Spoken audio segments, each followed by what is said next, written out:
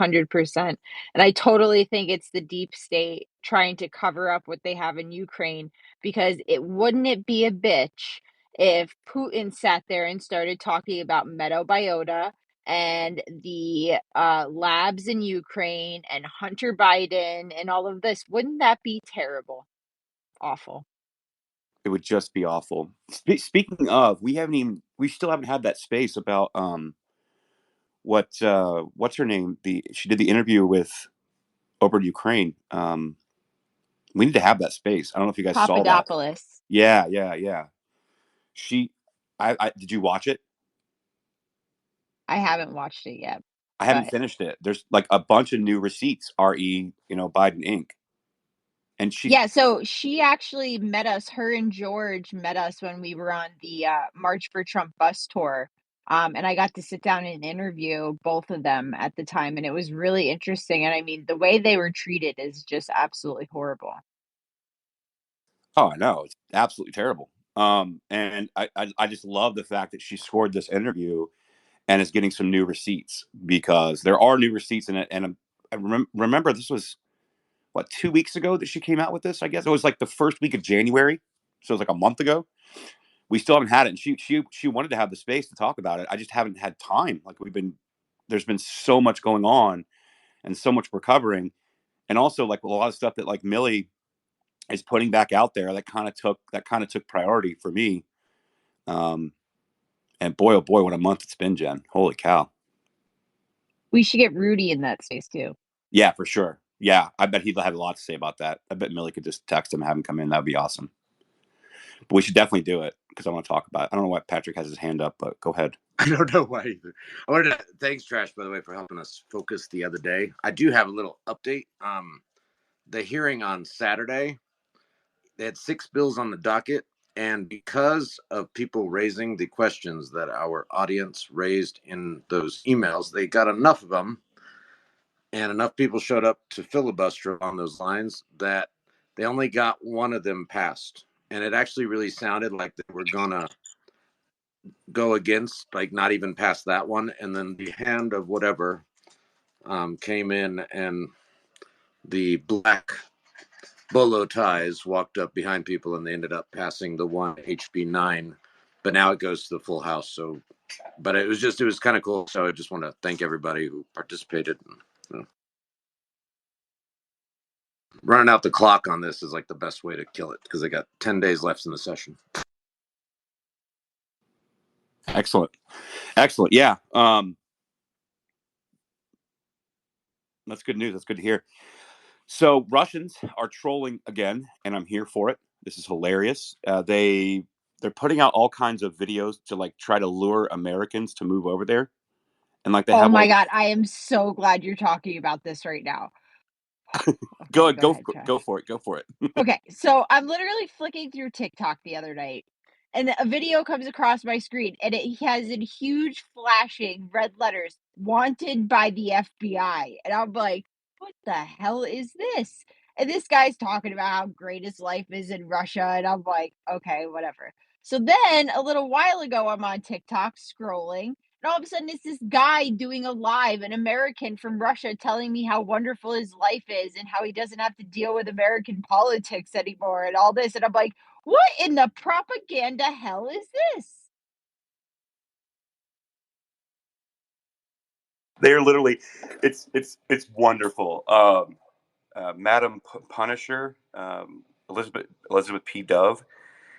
She uh, she put this. She's got this video here. She's like, "Does anybody remember in 2022 when Russia was asking Americans if they wanted to immigrate to Russia?"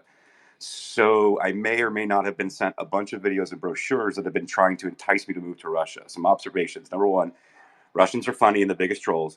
Number two, Russia doesn't look like I expected it to. And number three, we fight for what we love. This is so great. And like, they're, you got to see this video. I just love the propaganda so much where they're trying to get Americans to come over there. And they're using like culture war stuff. They're talking about, how they're going to restore religion and how they're going to, they don't put up with these social justice bullshit. It's so funny, Jen. It's so funny. No, literally, the guy was like, "Oh," and I get a lot like, "Oh, isn't it cold in Russia?" Well, it's not cold once you learn how to dress. Like, people wear fur in Russia. Like, what is this guy talking about? Like, I am not moving to Russia. If I'm moving out of the country, it's going to be to a nice beach with a surf shop, okay? And I'm going to open a surf shop. I'm not moving to Russia. No, sir. A dive shop, surf shop, exactly. Somewhere in Central America where everyone's deserted their homes to come here. Yes, that is where. It's funny though, like I saw they've been putting a bunch of documentaries on YouTube about places like Vladivostok as well. Come, Vladivostok is such a modern city. It is so modern and great with new bridges and roads and construction. Um, and it was pretty funny. I'm like, geez, anybody realize like how close to the Arctic Circle that is? That's like above Anchorage. Yeah. So, but do you really think it's the Russians that are really pushing it, or if is it some kind of other psyop like our own guys? Because I heard the CIA was trying to recruit Russians, or it's like maybe to counteract that or something. I don't know. Forcing you to become a double agent, right? So you move, so quote unquote, you're moving to Russia, but now they know that you're willing to defect from the United States. Well, and I haven't seen any deals like in Italy, at least. Again, rather open like a dive shop in Italy in some town where you can buy a dilapidated house for like $50 than go to Russia. Well, we know that trash isn't moving to Dubai. No. Like, listen, it's fun. It's like Vegas, right? You have to go at least once. And then once you've been, it's just like, nah, I'm good, dog. And like, I mean, I had fun, right? It was okay. But I don't know.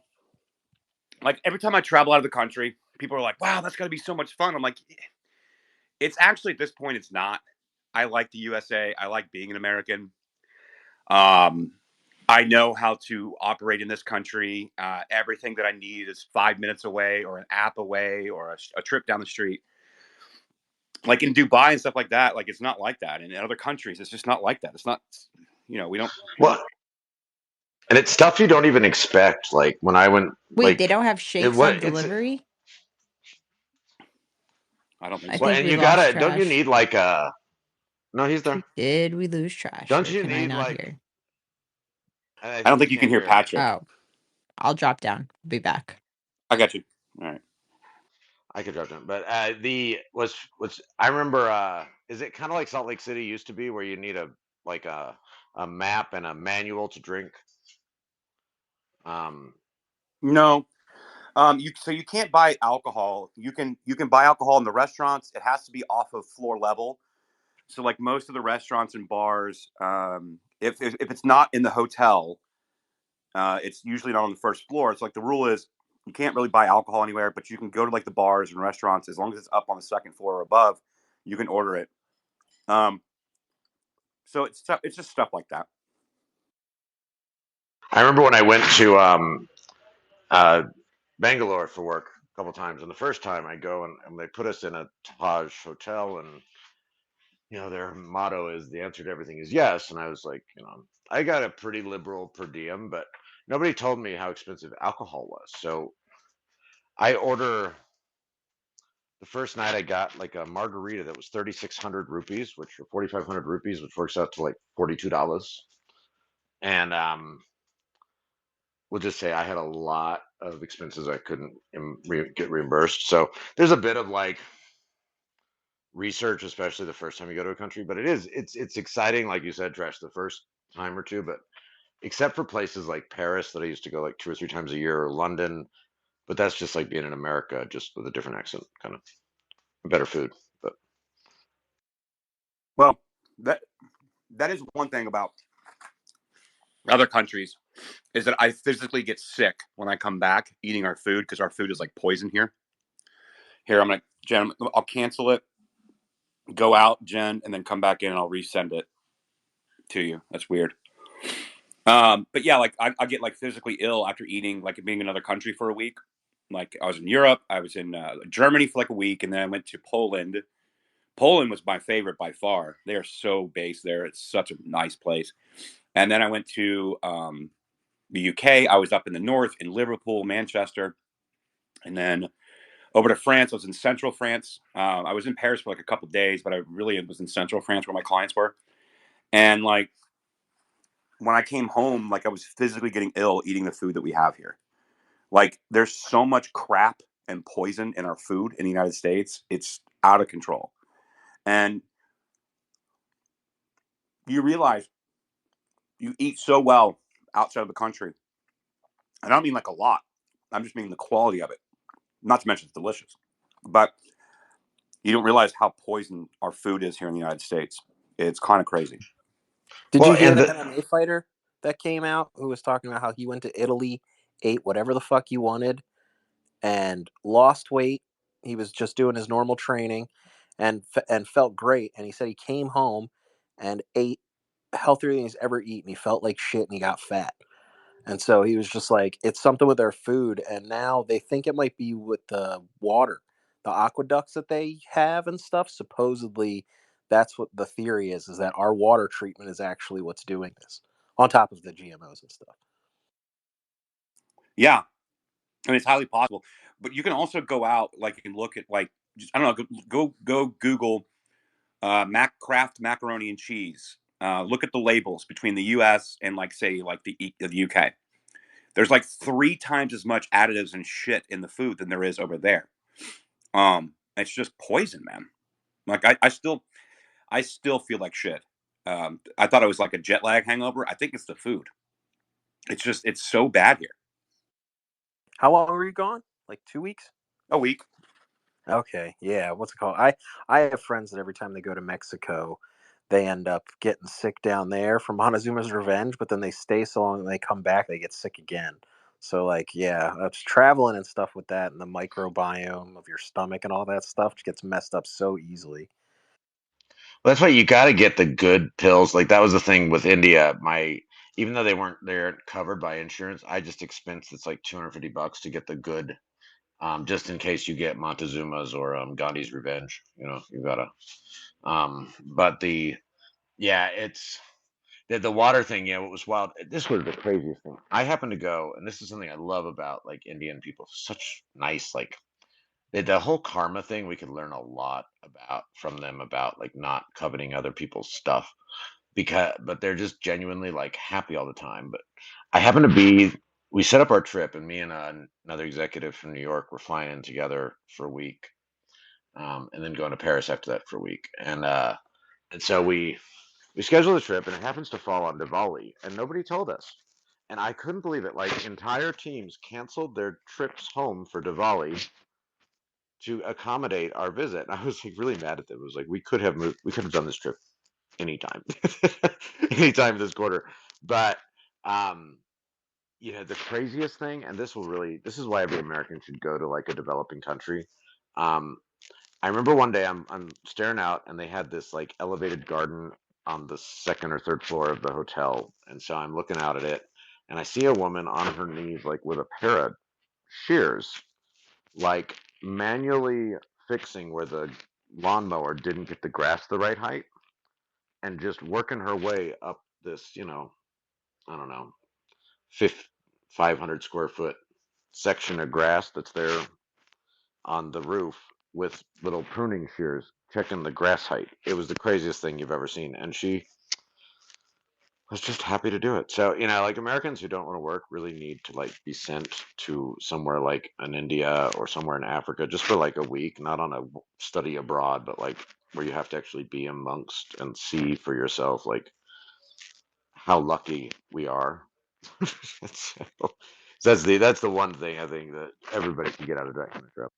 Yeah, so this is what I tell people a lot. Aaron, I'll come to you next, but this is what I tell people. I need everyone, especially Americans that are bitching about something or bitching about their lives here. I need you to just go out of the country for a week. Go somewhere. And now I'm not talking about Canada. I'm not talking about Mexico. Go overseas somewhere. There's a lot of places that you can go where the conversion rate on US dollars is massive. It goes very far. You can get there relatively inexpensively and just go spend time in another foreign city for a week or two. You really have a deeper appreciation for how good we have it in this country and why we should protect it to begin with. It's interesting. I'll give you an example. So in Dubai,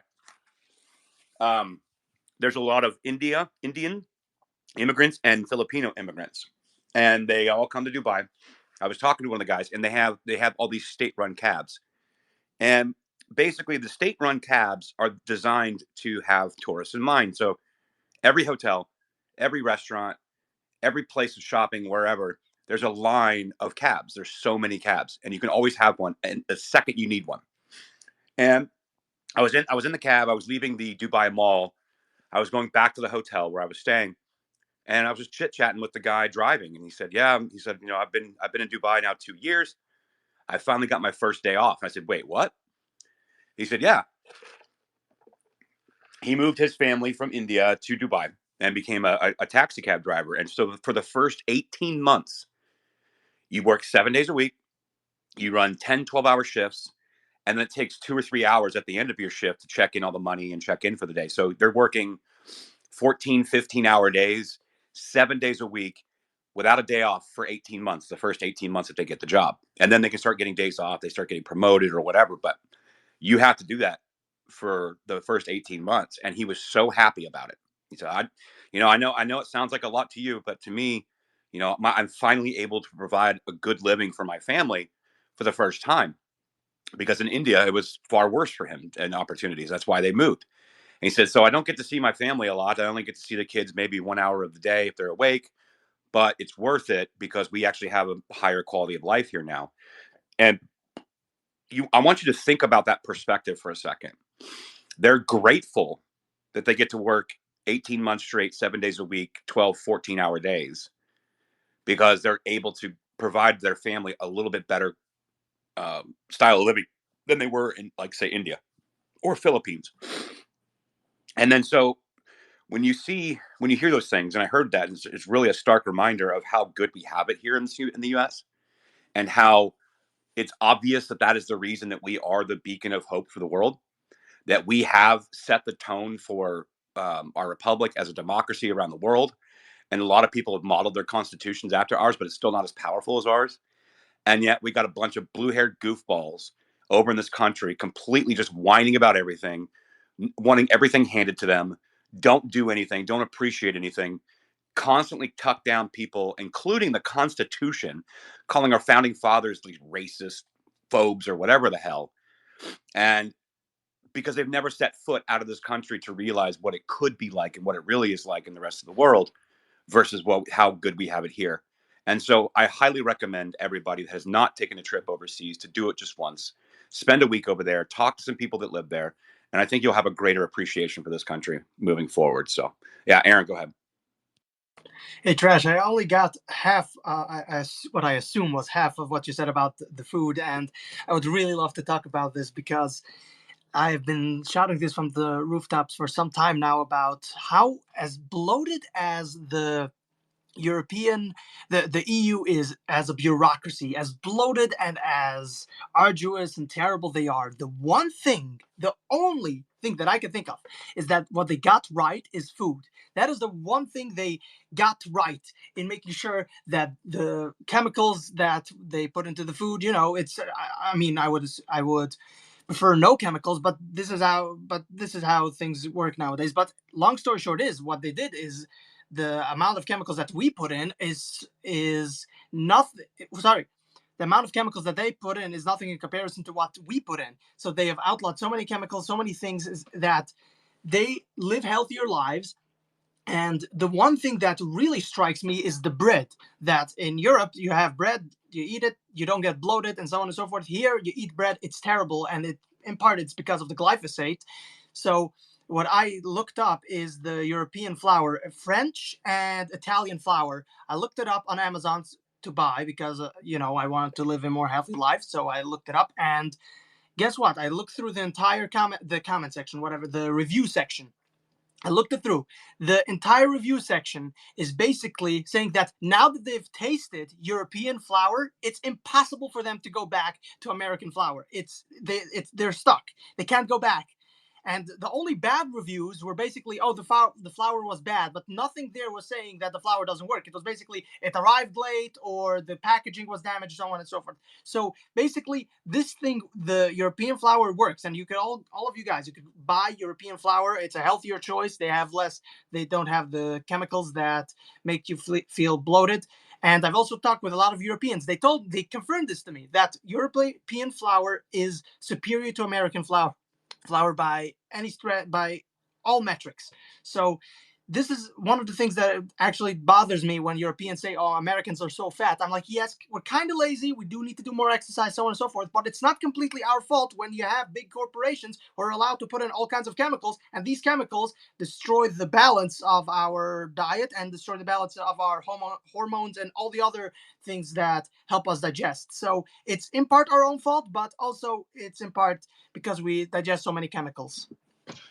I was so offended and kind of like disturbed when I learned that the like Kellogg's and like the precursor to Young brands and stuff had been the ones who created the food pyramid back when I remember the food pyramid? And it makes Patrick, what do you sense mean? now. 8 to 15 servings of wheat every day I is a know healthy. Kellogg's was part of it. I know. It sounds so ridiculous now, but at the time, just it's a great example of how much we used to trust our government. And they've thrown that. You think about how much effort went into producing that level of trust, and all these people who are destroying it for an ideology that most of them don't even understand or wouldn't like if it came into true existence. Don't they realize how difficult it's going to be to regain that trust? And I know the answer is they don't care, but I think they probably would if they actually understood. No, man, these are short-sighted people who just want to make as much money as possible. The thing Aaron's saying about Monsanto figuring out that, oh, well, some of our crops uh, get wet and stay too wet, and we have mold on the bottom layer or whatever. Oh, let's spray it with glyphosate, and that crisps the wheat. Not thinking about how you're literally pretty much putting Roundup on stuff right before you're about to have it for human consumption, when the whole point is you put Roundup on it in the beginning, let Mother Nature break that down, and then you're done with it. And that has been how it's been forever. But I think it's been the last 10, 15 years that now part of the curing process of the wheat is to spray it at the end. And it's literally just so that they don't have to throw out a little bit of it.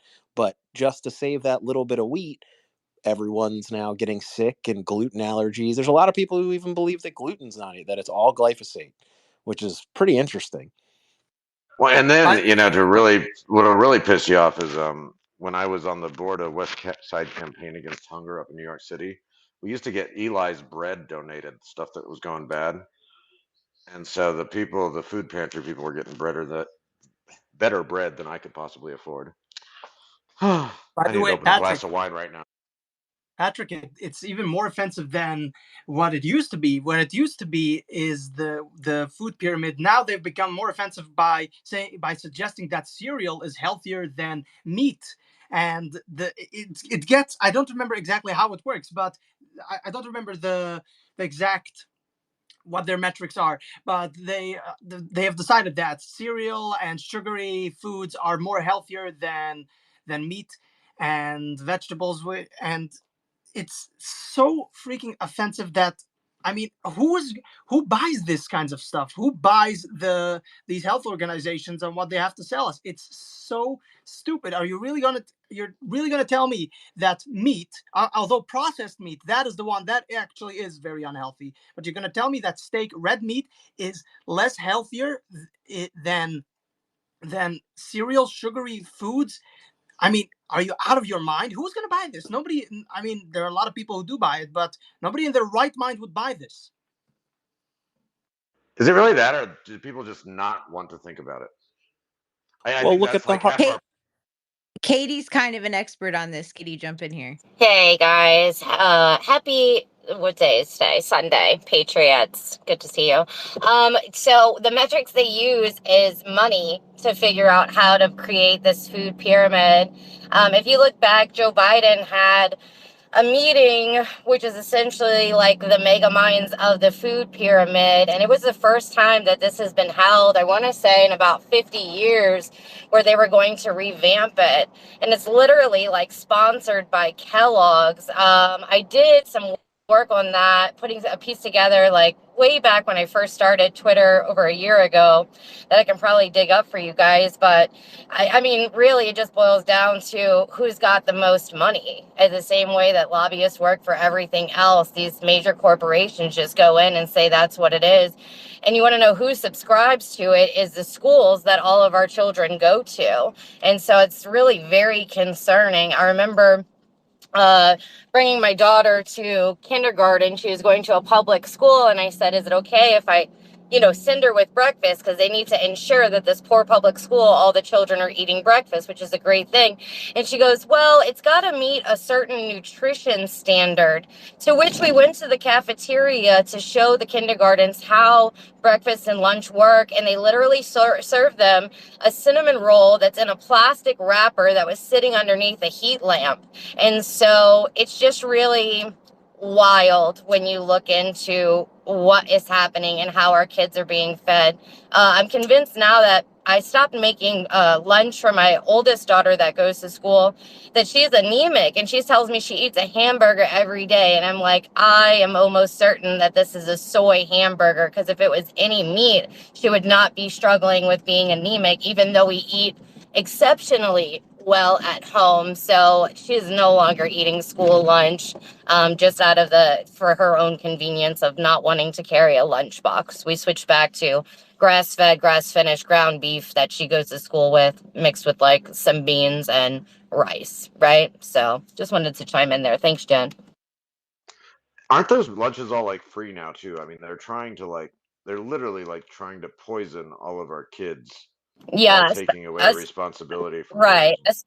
Especially here, our parish specifically qualified for the free lunch program, to where now in all public schools or charter schools, it's free. And then, I mean, you even look at kids that have like lactose intolerance. If you are in the lunch line, like, you literally have to take a container of milk, even if you know you're going to throw it away. And it's because the money is already allocated for them to purchase X amount of, big dairy to come into this school. So they don't care that it's being thrown away, or that a kid doesn't want it. That's what they say. You have to take it in order to check out for lunch. I don't care if you're going to throw it away. And so, I mean, that's so wasteful. And so when we look at the problems of overconsumption of garbage, I mean, it's literally at ground zero and extremely difficult to combat.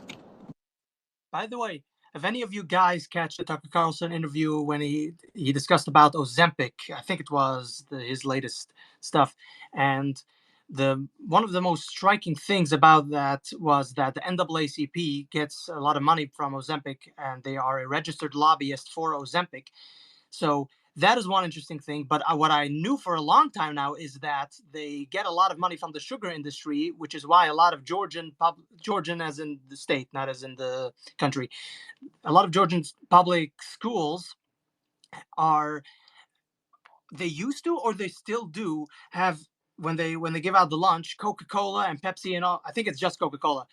That the NAACP say that it's racist if the people who want to take out the Coca-Cola out of the public schools, it's racist because it affects black children disproportionately. Everybody knows here the shtick how this goes, but they get a lot of money from Coca-Cola. So in order that, which we know that Coca-Cola, that it makes fat people. I mean, the sugar is the main cause behind fatness. So there's a lot of money behind these kinds of organizations, a lot of money behind this so-called civil rights organizations and so on and so forth, that the sugar industry has bought out, which I'm glad actually Katie pointed out that the metrics they use is just basically just money from big organizations such as Ozempic, sugar industries, and so on and so forth. I was very curious to see how fast Ozempic blew up. I mean, that's really concerning to see the amount of people that go, oh, I'm on Ozempic. That in the gummy culture. I don't know if anybody saw the thread on what I did for Blue Chew. Which is essentially just all it is chewable Viagra, but the fact that it's a gummy plays into the gummy culture for people, and they don't think about it, because if they really knew that they were just taking Viagra, I don't think so many young people would be posting about it as if it's some kind of like, party drug. This is not like a weed gummy. It's just literally for people, for men that have erectile dysfunction that cannot swallow pills. They made a gummy for it. But because of how it's being marketed, it's playing right into this fucking gummy culture. So, yeah, wild times. Oh, I wanted to say the thing about before we probably get off the food thing. Has anyone looked into the what's the Heart Foundation, right? That's on all of the like Kellogg stuff. Does anybody remember? And the thing is, they influence all of the stuff that makes it so that the wheat is really bad for your heart. So pretty much when you're eating that stuff, it's literally the opposite. It's like this will clog your heart. I You love know, So I I love wanted to say one the more thing. The Heart Association, my God, you look at that, that's a total disaster too. They recommend deli meat, which is terrible for you, the wheat, which is terrible for you. I mean, it's getting a little bit difficult to not be so black-pilled about, like, what is the point? They're just poisoning us all over the place. But you guys bring it back for me, please. that's what I was going to try. So this may be a great opportunity for us to discuss critical thinking theory. Um, it seems to have been lost, but I know Pi down there was talking about doing a trust your gut article, and I really think that it's like we've got to reinvigorate common sense, because I know people must sit back and be like, wow, this can't be good for me, but I'm going to go ahead and order 2 plain cheeseburgers and a Diet Coke. It just doesn't. I mean, and I know like it's just can't work that way. When you have like that lettuce, like the spring mix that can survive in your fridge for 2.5 weeks, like there's something wrong with. And they keep changing the definition of organic. I bet KT, like that drives me crazy too. So you're gonna make me pay more for something, and then it's like a made in America just keeps going like the other direction. So I don't know if that unblackpilled you or not, because I was trying. No, I think the white pill here is that it's becoming extremely obvious to so many people that the FDA and all these government things have dropped the ball, and that our food is trash. And now it's becoming expensive. Now, what's it called? Eating at McDonald's isn't cheap anymore. Eating at these places, like me and my wife went to Panera Bread after church today, and it was like $36. And it's like, I think we're going to have a pushback the other way. And I think people just need to start growing their own food and making your food local and sourced and all that. And I think that's happening more and more. And, I think the FDA, hopefully with Trump getting in, people will now start understanding that it's our responsibility with all the things that are going on. And we can't trust the government or these agencies to look out for ourselves. And we actually have to take time to look into our food and understand our food, because what's so crazy is like the Monsanto stuff, people were pretty loud about it and all that kind of stuff, but people were like, well, the FDA would be okay. And now finally the FDA, I think, has been exposed for what it is, and now people will literally trust when these scientists and people come out and say it's horrible, instead of just being like, well, this guy says it's horrible but So the FDA says it's fine. yeah, no, I hear you. And obviously we have a crisis of expert class and credentialism in this country. And but I'm gonna shift topics. I think, guys, we were way too far down the line on food. I was just merely remarking on how I kind of felt like shit by eating food overseas versus over here. But good conversation. Katie, I'll let you get the last word on this topic, but I'm gonna shift gears. I'm trying to bring Becca in here, my friend Becca. She's BX on X. She has been investigating this crazy group called the 764, which is like an offshoot of the O9A. And there's some really, really dark, crazy things going on with these groups, and how they're essentially grooming potential mass shooters, how it's like this satanic pedophile cult. Like, I'm going to shift gears. I'm going to go there. I've been trying to have this space since she finished the investigation last week, but I've been out of town. I just messaged her to come in, so hopefully I'll get her in here because this story, guys, is absolutely nuts. And so I'll set the tone here. By you guys remember the video that's been going around the internet where this guy's sitting in his bed and the mother's husband or boyfriend or whatever is like pulling a gun on this guy. He actually shot him. That whole video. Well, there's an insane backstory to it, and I'm surprised he didn't kill him. And we're going to talk about it because it's nuts. So, Katie, go ahead. I know you want to get in on that food topic, and then I'm going to shift gears to this because it's Thank you. And yeah, so glad to have you back. Something was definitely missing while you were gone. So I sent you a DM. If you could please just get to that when you can. I'm excited for this next juicy topic. The last thing I wanted to say is recommended read or audiobook would be Fear of False Alarm. And that brings you through the history of like the FDA and some pandemics and some food crises. It was really, really great and a pretty quick read in my opinion. So I just wanted to recommend that for the audience. So thanks for having me up. I appreciate you guys. Katie, just before we continue, absolutely. Jen, can you hear me? Okay, because like I lost connection twice. I'm sure somebody can't hear me. Yeah, I can hear you, Trash. Katie. Yeah, I can't hear Jen. All right, let me. I'll exit out and come back in. That way I can fix it. Give me 1 second. Katie. Yeah, I'm here. Hear me? Yeah, I would like. Since I have you on here, and as the other person said that you're expert in these kinds of things, I would like to ask you if you would be interested in being interviewed on my podcast, because I would like to discuss this with you at a later date. Would you be interested? Just send me a DM and we can talk about it. I think expert was maybe haphazardly thrown around because I researched just a lot of things. But yeah, always open for collaboration. So just send me a DM. Thanks, guys. All right, no problem. I don't know if Trash is back yet, Vinny. Yeah, I saw the clock is ticking on and off for a second. Yeah, we might be over, guys. But hopefully he gets back. I was gonna say to Katie, and now I forgot what it was. Yeah, no, I'm back. I was just talking with Becca. Because there's some things that are going on that are not public yet, so I'm trying to make sure that I've got everything correct that I can only talk about publicly.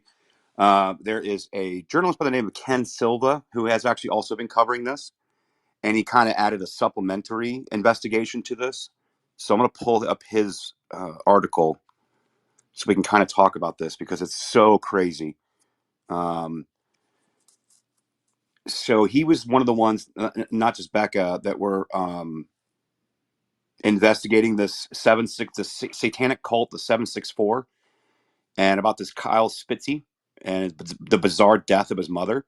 So I'm going to put this up in the nest and you guys can take a look at it. But so Ken Silva has been talking about it. Obviously, BX on X. Becca's been talking about this. She put out a 22-minute little mini documentary on her investigation into these people and the accelerationists and how it's so. This is such a crazy story. Jen, did you ever get a chance to watch that video yet, by chance? I did. Holy cow, right? No, it's absolutely crazy, Trash. Like, how they're allowed to operate is insane. I know. And people are probably wondering, what I'll do is I'll go find her video and I'll just retweet it so you guys can find it on my profile. It's entitled "What Happened to Jade Parker." And Jade Parker was a Army intelligence person, and she was investigating. She was like a counterterrorism expert, and she was investigating this group called the 09A. And the 09A and the 764. The 764 is kind of like an offshoot of them, and it is basically.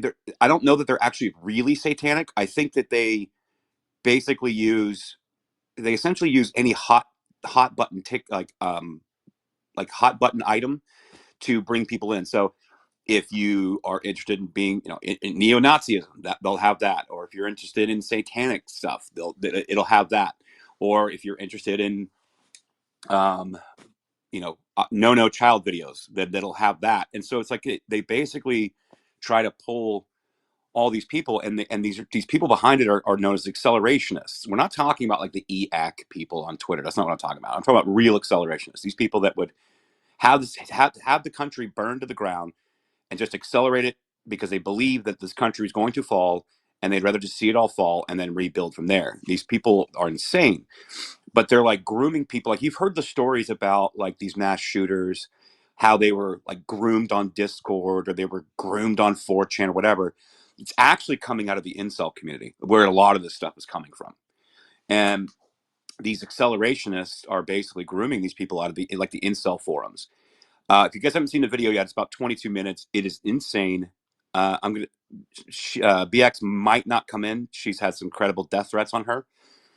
So I don't know if she'll come in or not, but this is a crazy, crazy story. And this video, I don't know if you guys saw this video that went around, the man that was shot by the mom's boyfriend, right?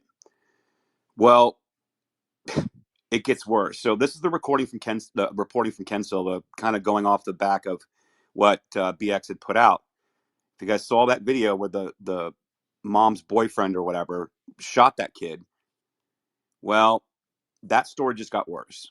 So I'm actually just going to read part of this story here. So this is from Headline USA. This is from Ken Silva. Man shot by mom's boyfriend in viral video was in a satanic cult, and now the mom is dead. So the mom now is dead after this. This is so crazy.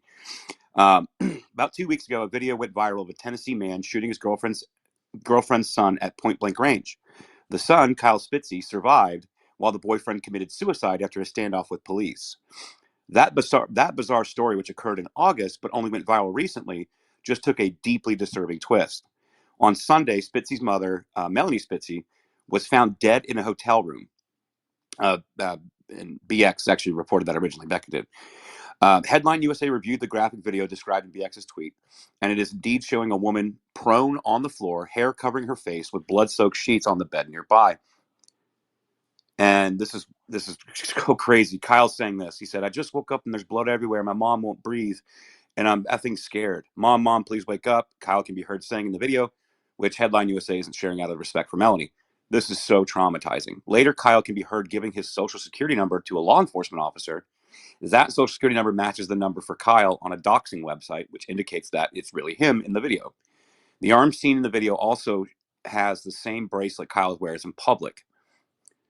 But now Kyle's biological father has confirmed the online rumors that his son was in a satanic cult called the 764, which is an offshoot of the Order of Nine Angels, or O9A, a neo-Nazi accelerationist group involved in multiple terrorist plots. And according to the Justice Department and others, O9A has a terroristic goal in mind: to corrupt the youth, which will accelerate the collapse of Western society, right? These are the accelerationists. The 764 cult represents a radical shift in the group to specifically target children and use child pornography and videos depicting animal cruelty, self-harm, and other acts of violence to accelerate chaos in society, the DOJ said in recent court filings. Spitzy's father, Michael Spitzy, told Headline USA that his son spiraled into satanic cults about 6 years ago when he and the now deceased Melanie were getting separated. Spitzy said his son, who was 18 at the time, was groomed by a woman named Tara, who was nearly 20 years his senior. He was just turning 18, and that woman convinced him to move to Washington State. She groomed him and taught him how to do all that stuff online, the father said. Mr. Spitzy stated emphatically that he believes his son Kyle's involvement in satanic cults is entirely unrelated to his mother's death. My wife's death had nothing to do with Kyle's indiscretions over the past however many years in this 764 club shit. Michael told the publication that he believes Kyle's mother died of a heroin overdose. He dispelled nasty rumors on message boards that his cult son was somehow responsible or otherwise involved in the tragedy. But from Kyle's video footage, there aren't any visible marks on Melanie's body, and what appears to be a Narcan inhaler used to reverse opioid overdoses can be seen near her left hand. As for the bloody sheets, the father said Melanie had serious liver cirrhosis and she vomited blood. Yeah, it's not true though. There's actually additional footage out there, so we're gonna keep going. I'm gonna keep going through it because this story is just insane. And so while the Knoxville Police Department said Friday that the death is still an open investigation pending the outcome of the autopsy and an examination being conducted by the Knox County Regional Forensic Center, Kyle's father stated that the autopsy report shows that the death was an overdose. Though he declined to provide any documentation, Michael said it's only a matter of time before law enforcement makes an announcement. Quote, "They're still going over the autopsy report. The only thing I was told by the detective was that they didn't find any visible marks on her body," he said. "The autopsy has already been conducted. Her body's been transferred to the funeral home and she's being prepared." Michael did refer to his wife as being murdered. Kyle has some issues, and he posts things he stupidly should not when he's in drug-induced stupors. But no, Kyle did not have anything to do with his mother's murder. If he did, he'd be in jail by now, said the dad, who purported to be a government contractor with a secret security clearance. This is the kid's dad, by the way. He's a government contractor with top-level secret security clearance. Melanie was also an administrative assistant for Lockheed Martin until 2016. Later, when Headline USA called Michael to ask a follow-up question about why he used the term murder, Michael became agitated and hung up the phone. In a follow-up text message, he explained, quote, you completely misunderstand me. People online were saying that he murdered his mom. I said, no, he didn't. The father also vigorously denied the allegations about Kyle's 764 related activities. Yes, Kyle's been involved with these idiots online for a number of years. Never has Kyle actually done anything for these idiots. I don't know why he'd aspire to be like them. Maybe because he thinks hacking is the coolest thing in the world. But no, my son is not a pedophile. He just may be associated with some fucked up people, but he's definitely not involved in those activities. When presented with evidence that a girl allegedly cut herself and painted "I'm so sorry, Kyle," along with 764 and an occult iconography in blood on a wall, Michael denied that his son had anything to do with it. You guys got to take a look at this picture. It's absolutely nuts. It's got some occult stuff on there. It's got the Star of David, 764, a swastika. I'm so sorry, Kyle. Criminal owns. LIV. It's in blood, upside down cross. It's so crazy. Quote, no proof. I don't see him in any pictures, Michael said in one text before the following up with, he's been in the hospital for 3 days with no access to electronics, phones, etc. Yet somehow someone posted impersonating him yesterday. He's being blackmailed and blamed for things that he didn't do and hasn't done. Later, Michael texted again, said he may not be totally innocent, but someone is deliberately trying to do this and they pretend they are him. Michael reiterated, Kyle did not have a hand in the death of my wife. That has been legally proven, or the police would have had him in custody by now, which I still think they're going to. So let me pause there for a second. Now that you guys are kind of being able to take a look at this, I think Becca is going to come in and talk about this. But isn't this nuts, Jen? Or Vinny or anybody? No, it's completely insane. But what's the timeline on this, Trash? Like, when did this happen? So the video of him being shot by the wife's boyfriend, who's now dead, that occurred in August, but that video has just now been going viral as of recently. But the follow-up of Kyle's mom being found dead, in my opinion, murdered, was, I think it was within the last couple weeks. Like, I think it's still going on. I'm pretty sure. So this just happened recently. I've seen a lot of the photos. There are more that are just included in here. I have a real tough time believing that she wasn't murdered by these videos. I mean, like, okay, I guess she had cirrhosis and she was puking blood, I suppose, but there's a lot of blood on that bed, and she was found dead. And there's video of him like rubbing on her chest and saying that she died. It's the whole thing is crazy.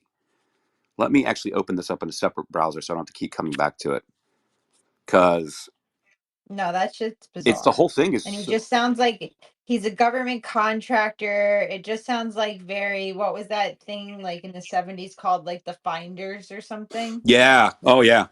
Yeah, but that's the thing. So when BX was doing the investigation on where is Jade Parker, and it was in relation to the January 6th pipe bomb. This Jade Parker person, who's a counterterrorism expert who worked in Army intelligence, was investigating these accelerationist groups, and she was trying to like sound the alarm on this. They're saying, hey, a lot of these like mass shootings and stuff, it's originating out of these O9A, the Order of Nine Angels, and 764 factions. It's coming out of like the incel communities online, and they're like grooming these accelerationists, are grooming these people. And so like the fact that this Kyle guy is involved with 764, his dad's trying to play it up like it's no big deal.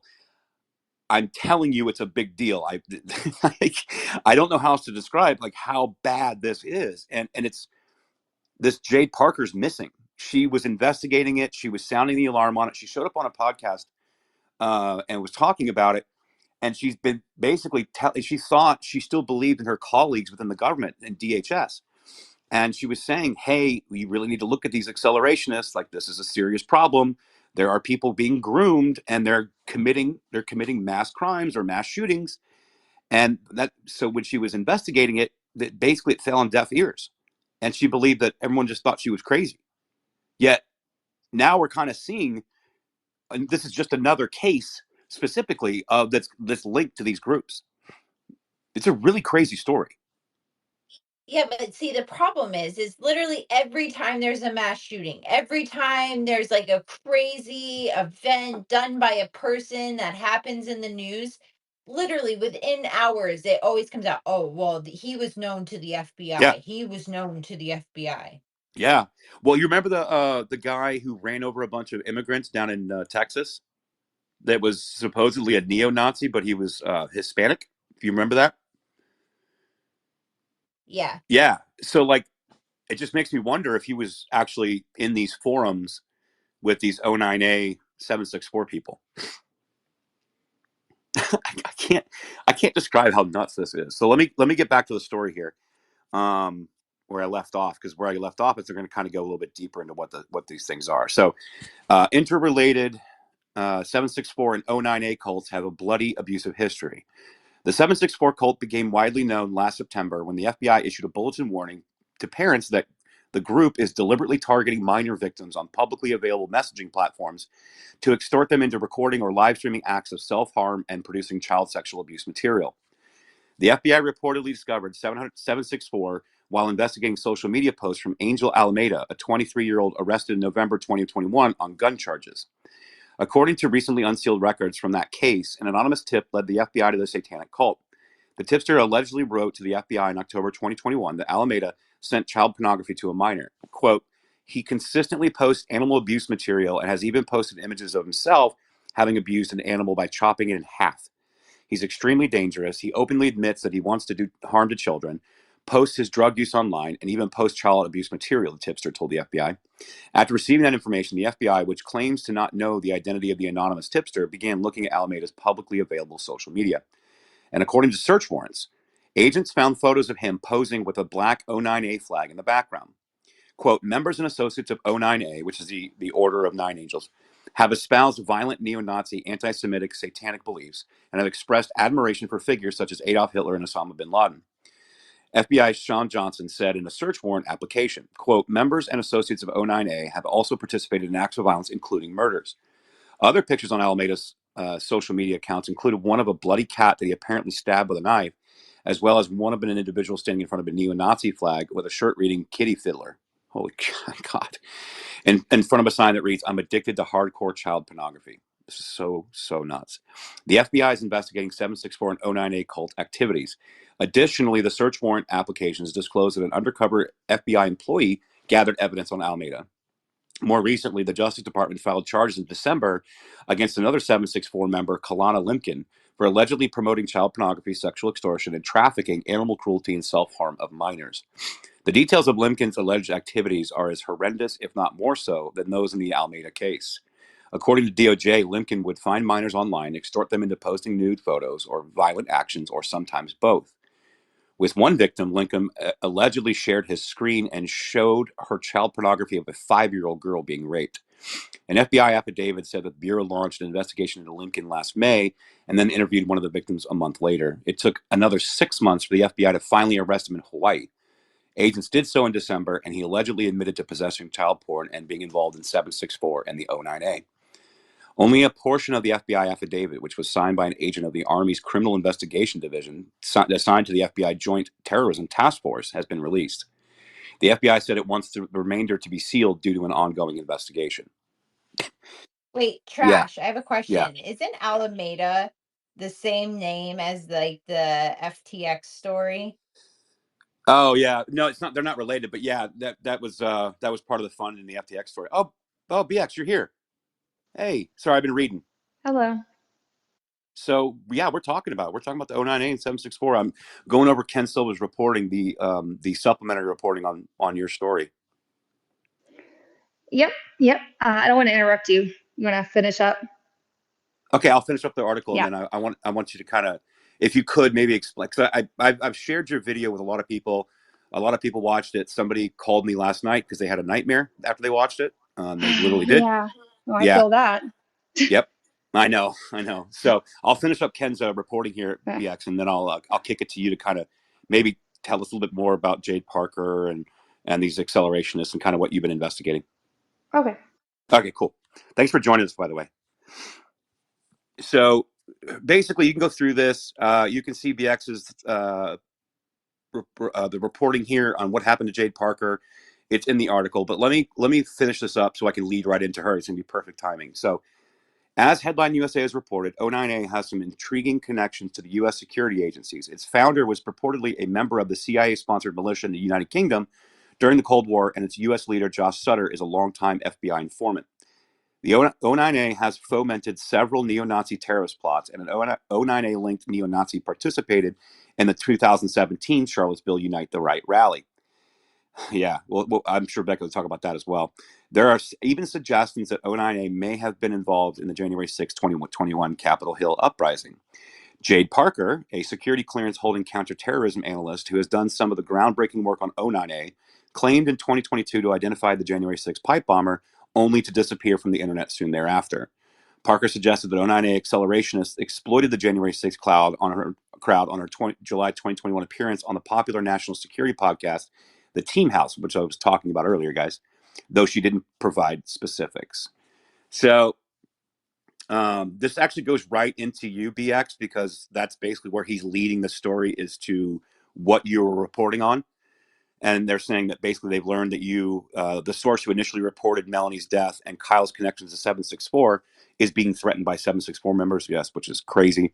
And you had reviewed some of the death and rape threats, and when Ken spoke to you about that. So, yeah, that's kind of like a primer into what this conversation, what your investigation is kind of about. Do you want to kind of like maybe give some folks the overview? And again, you guys, up in the nest, I put Ken Silver's reporting. You can also get to BX's video there. I retweeted it. It's on my profile. You can go get it there. And so I would highly recommend going to watch it. It's about 22 minutes and it's worth your time. But go ahead, BX. Yeah, first of all, I agree. I mean, like, it is my video, obviously, but I think everybody, whether you're interested in, like, the 764 angle or not, it's only kind of a small portion of the story. It also has to do with, the Capitol Hill pipe bomb incident. So definitely worth watching. I also put my original tweet about Melanie Spitz's death in the comments for the space. If you want to look at that, and you can refresh your memory about this viral video that was going around a couple weeks ago where this kid was shot by his stepdad or mother's boyfriend. There wasn't a lot of context given, and bizarrely, like, even Law and Crime interviewed this kid, and we're like, "Oh, we're so happy you're okay." I just treating him like a victim, which was how I kind of came to find out about this, because the victims were being very loud about it. They were very upset that people hadn't been listening to them about this guy, and now they're treating him like some viral superstar. But yeah, it's been a weird couple of days. It's been scary. There's not a lot. There's a lot I can't say right now. Obviously, I have to be kind of careful about what I say. But I am safe. I feel safe-ish, I guess. But yeah, this is not how I envisioned spending my weekend, for sure, by a long shot. And sorry if I sound tired, because I just really am. But basically, after that viral video, I saw, because I have been monitoring this kind of 764 situation for a while, kind of have my ear to the ground, and I know, we kind of just track social media mentions of it, right? But I hadn't actually seen it operating in plain sight before, because we hadn't dug that far into it. It wasn't until now that I got to see really the scope of what it was.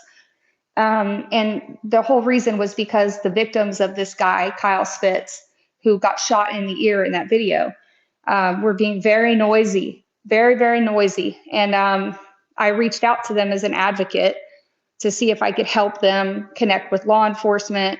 It just pains me to see victims screaming into the void on social media.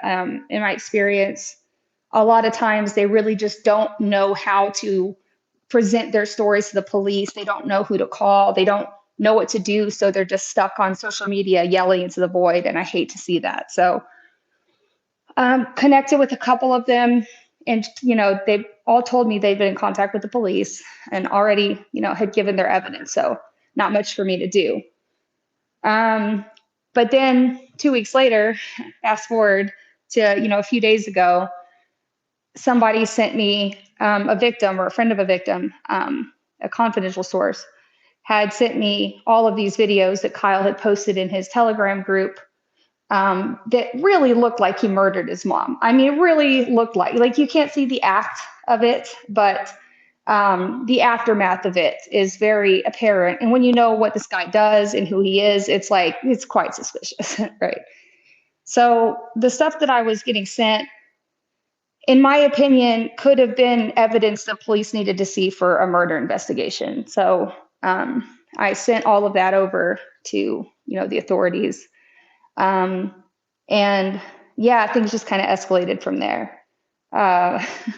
There's a lot of different paths to take on this discussion. So it's kind of hard, Trash, for me to it might be better if you kind of just give me questions and let me answer them, Yeah, no, that's great. And I'm glad you're here. I'm glad you're safe. And obviously, there's obviously a lot more that you can't talk about here, but I'm with you. And this story needed to be told. I've been out of town for a week. We were going to do a space on it after you released that little mini documentary, about 22 minutes. I shared it around some friends. And so let me do this. Let me kind of unpack maybe your 22-minute video, the investigation, in regards to Jade Parker, who she was. We could maybe touch on the January 6th pipe bomber deal because that's essentially where she disappeared. But more so on the investigation side of the accelerationists, what the 09A and then the offshoot of 764 is. Maybe we can kind of go that route. Yeah, sure. Yeah. You want me to talk about Jade first, or? Yeah, let's talk about Jade first, because that's the most compelling, and she's obviously the one that had her finger on the pulse of this stuff. Yeah, she was right on the money. And what's interesting is I didn't know anything about her, and I have no connection to this so-called countering violent extremism community. I'm just a nobody. I am a soccer mom, right? So when I am a private investigator, so I do kind of have that inkling to investigate things. But when I started to look into some of these mass shootings and some of these accelerationist groups or some of these terror groups and interesting things that have been happening in the country and around the world, really. I mean, it's not confined to America. I started to put the same basic pattern together that Jade had put together, but I didn't even know about her yet. So it wasn't until I found out about her and it's all explained in the video, so I won't take the time to explain how I found her, but I was like, oh, wow, this woman is on the same exact line of thinking that I'm on. Finally, somebody who puts it all together for me. And I could see that she had done all this work that really was, and I've had other people message me too, who are on the same path as I was on and are like, oh my God, when I saw her document and read through it, everything clicked. So I've had multiple people message me with that same exact statement. Everything clicked. And I was like, yeah, she did. She put together, that you've got these, what it's, I think that the crux of the matter is that what you're seeing is not what's happening. Okay. And this has been the hardest thing for me to convey to people in the general public, because the general public has, frankly, been brainwashed to really take a hard partisan line and to believe everything that this party says and nothing the other party says, and vice versa. And while that might be, okay ideologically, when it comes to things that are happening, events, shootings, terror attacks, political rallies gone awry, if you're blaming all of that on the other side, you're really not seeing what's actually going on. And what's happening is that the media is being exploited, the media bias and the partisan divide. They're being exploited to kind of create this political division. They're trying to expand the divide between Americans. They're trying to divide us, right? Because united we stand and divided we fall. They're trying to weaken our country that way. They're trying to undermine our elections. And this is kind of what Jade had put together is, it's not, a group of feminists who are making your life miserable, right? It's a group of people who are kind of staging things and blaming it on certain groups of people and then exploiting the media bias to kind of create this chaos in society. And that's what accelerationism is. It's using the system against itself. And the key ways that they do that are through media bias, right? And by, for example, all these kids are using AR-15s. Why is that? Why are they all using the same aesthetic? Why are they all have the same MO? Because it works. It works. It's not to kill a bunch more people. It's to make people mad in the aftermath so that there's gun violence debates. And these are the things that Jade was saying that were really interesting and unique perspectives that even if you don't agree, you need to hear it, right? You need to consider it. Because once you start considering that, and then the next time it happens, you're going to see things differently. Like when I see one of these, like another mass shooting play out, I see it completely differently than I saw it before. I see completely different strategies. Like it's like the veil's been lifted, right? And so when Jade was exploring all of this, she at some point had a realization that, well, Jade was a military intelligence analyst. She was a contractor. She worked for JSOC, and she worked on Operation Inherent Resolve, which was part of the U.S.'s strategy to eliminate ISIS via cyber warfare, which was ultimately successful. So she's a very knowledgeable and reputable individual, in my opinion. So when she found all of this, she basically sounded the alarm bells and said, this is a huge national security threat, the biggest threat since ISIS. And nobody's noticing. Nobody's listening to me when I tell them. She talked about having gone to a government agency and pleading with them to listen to her, because in her opinion, these lone wolf mass shooters were not lone wolf mass shooters. There was an entire network behind kind of grooming these kids and sending them out as white nationalists to commit a heinous act so that they could control the narrative around white nationalists, a false flag operation, which when you say things like this, people kind of go to conspiracy land, but it's just because they've been programmed to do so.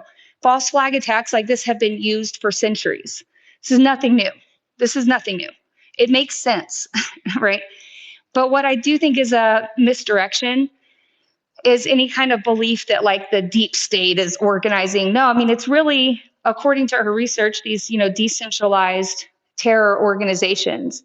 And a lot of them have a lot of foreign components to them from enemies of the West, like ISIS, for example, who are still there.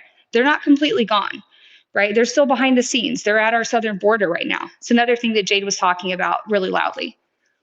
So at one point, I guess what happened was she went to a bunch of colleagues and was trying to explain this, a lot of more reputable colleagues, right?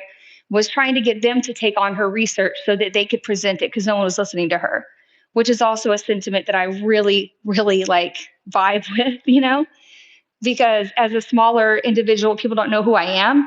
And so when I get a big breaking story, the first thing I do is try to get it to somebody who can get eyes on it because it's going to die with me. And I feel like she felt the same way. So she escalated all of her stuff to her superiors. And what they ended up doing was basically unleashing a campaign against her, ousting her from the community, making her look crazy, discrediting her, stealing her research, and kind of manipulating that research to paint a different picture than what she wanted it painted as. So instead of painting this as a possible foreign involvement, a decentralized cell of terrorists who are trying to incite violence to destroy the country, they're painting it as a white supremacy threat, for example, right? They're painting it as, the white supremacists adopt this accelerationist worldview. When what Jade was trying to say was, no, accelerationists are infiltrating white supremacy movements and steering them in these directions. So it's kind of high level stuff. Well, no, it's kind of complex. Well, BX, let me put a finer point on that. This is something I talked about earlier. It's something like when you and I were chatting about this before you released it and came out with. It seems to be that there's not, so accelerationism is the goal, right? It's not neo-Nazism. It's not satanic pedophilia. It's essentially they're using all these different a smorgasbord of topics or communities or whatever, And the accelerationists are then putting accelerationism into these communities and essentially weaponizing it above and beyond how crazy it already is. Like, I think people need to really grasp this. This is the crux of it. Yeah. Yeah. Go ahead. Like, this is like really abstract, okay? You're probably going to think I'm crazy, but like, well, do you remember this? There's this like movie called The Crazies, right? It had that one dude in it. Yep. I don't remember his name, but anyways, where like, it's like not zombies. It's like a virus that makes everybody go crazy and just do crazy shit and commit crimes and stuff, right? That's kind of like what this is, but it's kind of like a zombie movie, right? In that you're infected with it. And that's kind of what this is. You're finding these vulnerable types of people, or on the flip side, you're finding criminals. And psychopaths and just insane, fucked up pedophiles. And you're getting those people, you're weaponizing them, right? You're creating your own suicide squad of crazy people to go out and do crazy stuff to attack America. And it sounds insane, but when you think about it, it really makes sense. It's not that insane. It's not that hard to believe. Insane, BX, Yeah. because we saw this play out on a national level with the Gretchen Whitmer quote unquote kidnapping scandal, where 12 of the 15 guys sitting in the room were part of the FBI. So it's not crazy to think, like, we're watching it play out and we know it's happening, and they're infiltrating and taking advantage of people who might not be smart, might not be educated, might not be in the know, and making them look like they're committing these crimes when it's really them instigating it. Absolutely. And I'm not, and also I have to be careful because a lot of times that I try to put this out, it's very hard to put stuff out on Twitter, first of all, right? You got like a character limit, you got a limited attention span of people.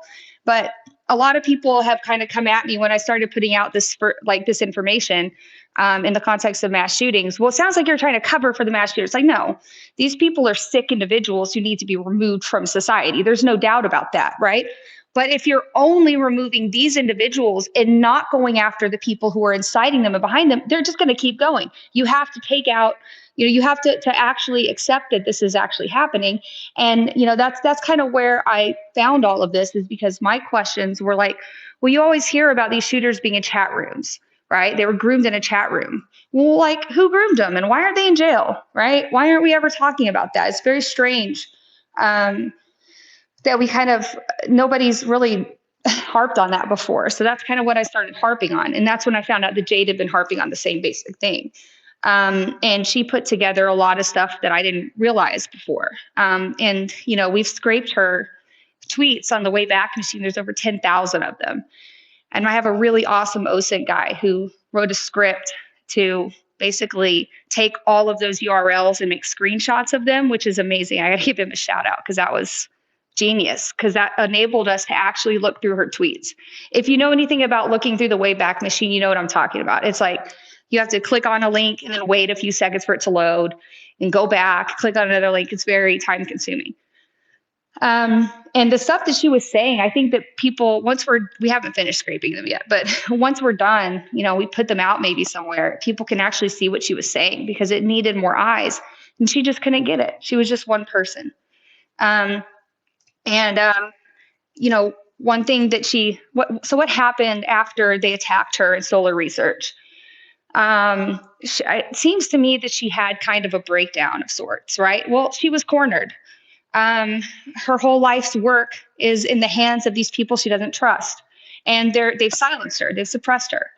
And so she kind of starts acting like a cat who's cornered, right? She starts throwing stuff up on Twitter that's actually alarming stuff that you wouldn't expect a, counterterrorism analyst to be putting on Twitter. And one of those things that she was saying was that she had used her research to identify the person who planted the bombs at the Capitol. She had identified their network. And she, sorry, hold on a second. Okay. And that it was information worth $100,000 to the Department of Justice, but she wanted to give it to one of her colleagues. She wanted somebody to just take it and research it because she felt like it was important. And so, that's basically where we found all of that. That just took a whole new spin on it. Then we were just like, so then she also had what she called a dead man switch. She had a document. That's what I was getting to, Bax. Yeah, go ahead. Yeah. Yeah, so she had also posted a document that's like, here's all of my research, and um, it's very important stuff, and this is my dead man switch, basically. Here it is. This implicates so many people, and so there are some big names in that document that are implicated there, but nothing that it's not like what you would think as far as a dead man switch, like she has got information on Hillary. It's nothing like that. It's more of like just a proof of conception, that she did first identify and confirm this particular threat. And these are all the people that she talked to, and here's how they backstabbed her. So basically, that was what was in the document. But also in the document, you find out, which was a totally new spin. This is where I was blindsided. You found out that Jade believed that the Order of Nine Angles, the satanic neo-Nazi movement, was a much bigger player than anyone else suspected. And that, in fact, they might have been even instrumental in the whole thing. So, Oh, BX, I think we're losing you. I think your Wi-Fi is cutting out. As you hear the Proud Boys, test. Yep, you're Yeah, back. hold on. You're back. You're back Okay, now. weird. Yeah, I was saying, she thought that the Order of Nine Angles played a much bigger role than where, but you don't hear about that group very often. You hear like Proud Boys every other sentence, but you almost never hear about this group. And so she was trying to say this is where all of this came from. And 764s, it's an offshoot, according to the FBI, is an offshoot of 09A. And so that it just stands to reason that this satanic pedophile group that's out there harming kids in the most brutal way imaginable, that it's all part of this accelerationist strategy, like Trash had said a second ago, right? Sorry, give me 1 second, guys. Keep talking. Sorry. Yeah, I'll take over. So yeah, that's essentially what's going on here, right? So again, you have to remove mentally, right? You have to remove neo-Nazi or satanic pedophile cult. You got to remove it out in the context of it's not just that. It's all of those things, but there are people that believe in this accelerationism that the United States and the world is heading towards a fall, and we might as well just get it over with, and we're going to accelerate, create chaos and terror, and just get to it so we can reset and start anew. It is by far the most like insane form of anarchism that you can possibly imagine. So what I was gonna do with BX here was gonna go kind of back a little bit on how she came across the incel forums, where a lot of these people are, and how that investigator who was in Hollywood, I think she was in Hollywood at one point, she had a podcast and she would talk about incels, and how like you two were working together for a little while, and then she got kind of weird and tried to redirect your investigation into something else, and it's almost as if she wasn't actually interested in investigating these incels and the 09A and how that kind of went sideways. And that's how you discovered Jade Parker, essentially. Yeah, well, I mean, I do think she was very interested in researching it, but I also think that she was somebody who was sent to provide cover. She was basically a handler, but she also acted as a threat assessor in the forum. So um, she was working in some capacity for counterterrorism agencies, and I don't know exactly what capacity that was, but I have some ideas, right?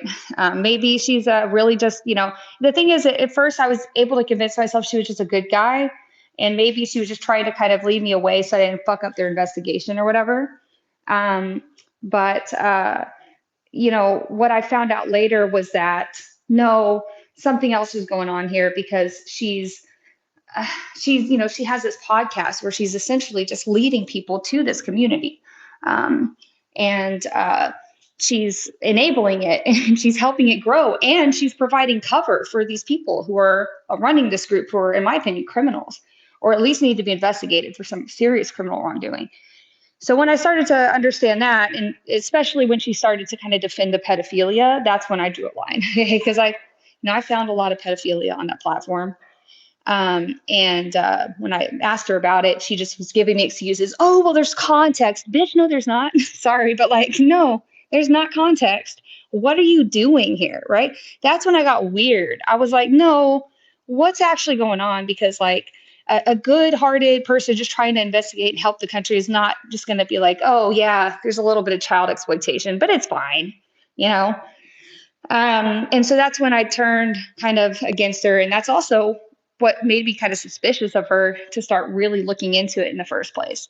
So then I really started to dig in. That just made me more interested. Like her strategy backfired. Just made me want to look into it even more. Ultimately, you know, we got into a fight, like not a fight, but like an argument about what are you doing in here? Why aren't you shutting it down? You need to shut this place down, right? There's terrorists in here. There's terrorists that are exploiting vulnerable, sad young men. And they're convincing them to commit suicide. They're convincing them to go on mass shootings. And it needs to stop. I don't care what the fucking ends are, right? The means don't justify the ends here. And that's where we kind of separated. And she got, kind of weird about it. And there were some other things kind of floating behind the surface that I put in the video that I'm still kind of haven't really talked about, but it's way too nuanced for right now. But so that's kind of when I started to think back about our interactions and really think about, like, who is this person, So I started to go back through our DM history, which is really long, several months. And that's when I noticed her mention of Jade. This person, Jade, was a friend of hers or associate of hers in some way. She was also researching these accelerationists. She was also researching the incels. She was also researching this exact same mass shooting that I was researching, the Highland Park mass shooting. And she was researching it as a possible accelerationist false flag. So, when I found who Jade was, I just had a first name. I don't even know how I did it. Like, people have asked me to trace back how I found her, and I'm like, bro, I just started searching stuff. But I did eventually find her. It took a lot of digging to kind of get all that out there. But yeah. Did I Yeah, answer your question? Sorry, I had somebody at yeah, my no, of door, so I was course. trying to like. No, I imagine people right now are really trying to take in what they're hearing, because it is like, I'm sure people didn't walk in here on a Sunday and be like, oh, let's see what Trash and Jennifer are talking about. Oh my God, what is this? But it is serious. It needs to be talked about. And like you said earlier, I think that was a very poignant point.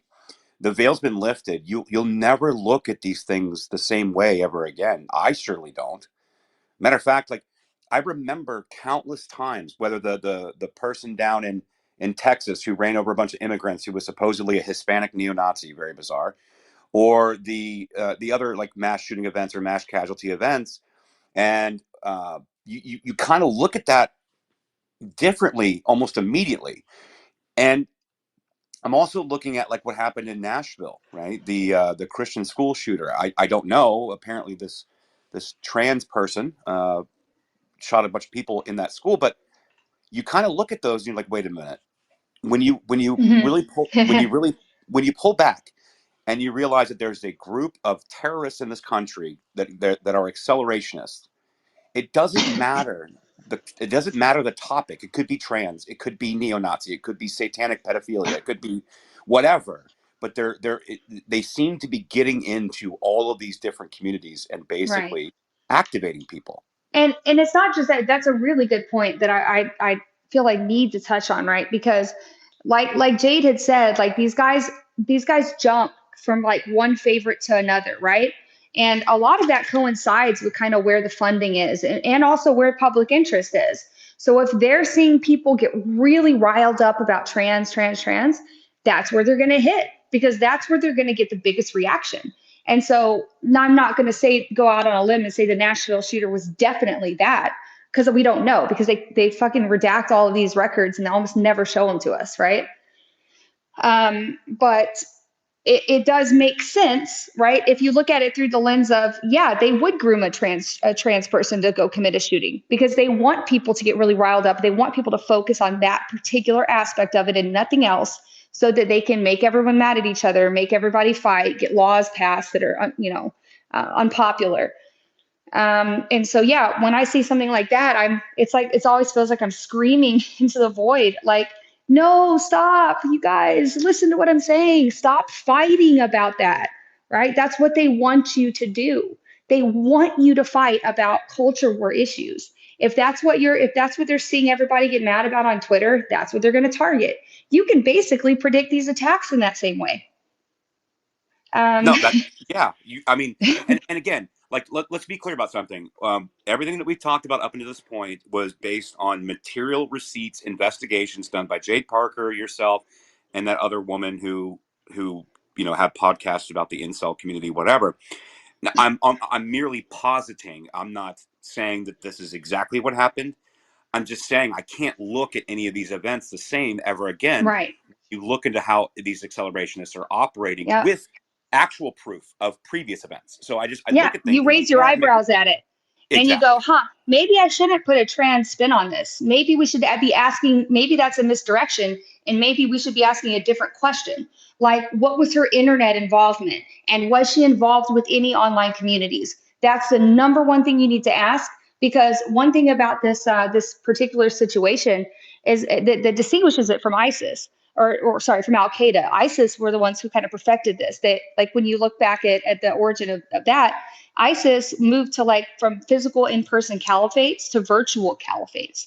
The information war went from, like, in person to online exclusively. And so now, very unusual probably to see any of these shooters having contact with physical people. Like groups or cells of terrorists, right? Almost all of them were radicalized online. And so that's a very, very common denominator. And that's the question we should be asking every single time is, who are they talking to online? That's really the question that will help us get to the root of what's going on. Yeah, I think so, and I agree. And I'm not going to drop this, just so you know, BX. I'm never going to drop this. I'm always going to be talking about this. I keep sending it around to everybody else. I'm like, and they're like, "Oh, I'll watch it later." I'm like, I need you to watch it now so I can have a conversation about this. And I need you to It's start looking hard. at. People don't want to hear it. I People don't know, want to but hear it because, and you know what? These guys they're not just dumbass, like, like, these guys are psychological experts, behavioral experts. They yep, know perfectly how to manipulate people. And one of those things is by getting people so ingrained and so angry at a specific thing, the current thing, that it's really hard to convince them otherwise yeah. once they're there and set in that belief. Well, and another group of people that I'm keeping my eye on who've somehow magically just disappeared from the internet or the cognitive security guys, the cogsec people. This is right up that alley, and I have some questions about this. So when we talk about censorship, we talk about astroturfing bad ideas and suppressing the truth, and how algorithms and social media companies and through censorship, through government support, have moved kind of the truth away and astroturfed lies, and cogsec is right in the center of it. And this is something I'm going to be pulling on and looking into, on how many of these people that were doing this cogsec stuff are actually involved in this as well, because it seems very, very suspicious to me that it all kind of lines up. So I'm actually going to look into that a little bit, BX. But I think Vinny's got Yeah. a question. Well, Yeah. yeah, I was gonna say real quick about that before I forget, but, like, I think it's funny to point out that that's kind of how we met online. Was like you were talking about those things, and I sent you something. I was like, "Doe, I saw this concept stuff like maybe 3 or 4 months ago. We spent like probably 2 weeks digging through it, like, in awe, right? So we kind of uncovered that same thing, which was like, wow, that was definitely an eye opener. But yeah, go ahead. Yeah, no, that's exactly how we met, and I'm very thankful for your friendship. And this stuff is amazing. My illustrious co-host has joined us, Millie Weaver. Good to see you. Vinny's got his hand up. Did you want to ask a question, or do you want to like add something to this? Because this Oh, I is just a want to wild ask. topic, I'm sure. Yeah, no, it's a totally wild topic. It's a lot to take in. There's a lot of they speak. So, and then I heard it's not this person, it's not that. So, when we say they, do we just mean this is almost like a new tactic from a lot of people who just want to see violence for their cause? Because I remember hearing like it's not the deep state. So, I guess I'm just trying to say when people say they, a lot of times, I always want to know who we're talking about, or are we saying that we think this is some like new tactic they're using and we're seeing evidence for it? Because it's very interesting, because like we know the deep state does this, right? but are we saying that there are terrorist groups too who will infiltrate other groups and try and do this? So we're saying that this is a new kind of warfare almost. Yeah, Okay, no, so that's a great all right. question. Like, no, I understand exactly what you're saying. First of all, like about the deep state or whatever, like I'm not gonna just talk about things like I don't know about that I haven't factually discovered. I kind of keep myself confined to like this area, which I have personally mapped out and provided evidence, right? So this is one of the ones where you can see it and prove it, it's real. And probably some of the deep state stuff is too. I just haven't really gone, so I can't really answer that question. But in this case, when we say they, we're talking about accelerationists, and who they are is very shadowy. We don't know. Now, there's a lot of that Jade has to say about that. She has to say a lot about foreign influence, right? But one of the things that you said was like, like fighting for a cause, right? But one thing that Jade was quick to point out was that the accelerationists are ideologically gnostic. Like they don't they don't have one ideology. It's not like they're all white supremacy or they're all like Satanists, right? They're using those things to destroy the West. Their cause is to collapse Western society because they believe that once the West falls, once the US falls, all the rest of the West will fall as well. And so from that perspective, it makes sense that there'd be foreign influence involved, right? People who want to see the US fall for their own geopolitical reasons. So that was kind of the tactic that she took to explain kind of that. And you're right, yes, they're just using these other ideologies because they know that it's a hot button topic. And they know that they can kind of control narratives that way. So yeah, I hope that answers your question. It's confusing. Yeah, I mean, just to add on to that, I would say that the accelerationists are tools of the global governance that they're trying to usher in, right? The George Soros Open Society, Possibly. like I mean, the money flow, right? It's I not yeah. like they're directing these groups, but if you look at the money flow, I bet you it would lead back to Well, yeah, I don't know. those places. Go chase it out because like kind of one of my goals in all of this, the same thing with the Melanie Spitz, Kyle Spitz stuff, right? Here's the information I found. It raises a lot of questions. Very, very intriguing mystery, right? And I'm hoping that that inspires other people to go continue that work, maybe using resources that I don't have or perspectives that I don't have. But I think that there's a lot to be said for doing the actual work and finding the proof of this stuff, as opposed to just kind of we can speculate all day, right? If you think that that's a worthwhile cause to pursue, then chase it down. Let's get it out there, right? Yeah, thanks so much for doing this report. How do I say your name? Is it just BX or is there something else we could call you by? Yeah, you can call me Becca. That's my name. Okay. Oh, awesome. Thanks, Becca. Yeah. Yeah, thanks for doing this report. I remember Aaron sending me some stuff on it, and I think that it's amazing you were able to get in there and just document more of what's going on inside of some of these kind of nihilistic accelerationist cultures that are out there on the web. And so I find it amazing that you're able to get more and more into these groups, because this is something that I kind of was already looking into a couple years ago. In fact, if you guys remember the New Zealand shooter and that Hmm. incident that happened, Hmm. the leftist troll farm that I was infiltrating and inside of, that was behind a lot of the Yang Gang stuff. If you Uh-huh. remember, like the Neat Bucks and the Um, MIGA and the anti-Israel trolling that yeah. they were doing. Jade Um, Parker believed that those people were accelerationists. She yeah, actually has an they were. entire report about it, which Yeah, was and news to me. I didn't even know about that. So, yeah, so they were primarily on Discord, and that's where they were organizing. And what you'd see them do is like they would target specific videos, and then they'd all, like, their bots and all their people would go on there, and they would put all this like anti-Semitic stuff in there, or whatever it was. It could be Yang Gang, Neat Bucks, like the different Yang memes that they had. Well, what was crazy was during that time period, we kind of were watching as this New Zealand shooter situation unfolded. The New Zealand shooter was actually in the Discord in this group, and it got like revealed, and so they panicked and they shut the whole thing down, and then they kind of Wow. migrated into this like groyper culture. And Wow. so we watched this whole thing kind of play out. It was just mind-boggling. And Oh then man. the other thing was even just like what you're saying to like the social media culture that this exists and that it's promoted.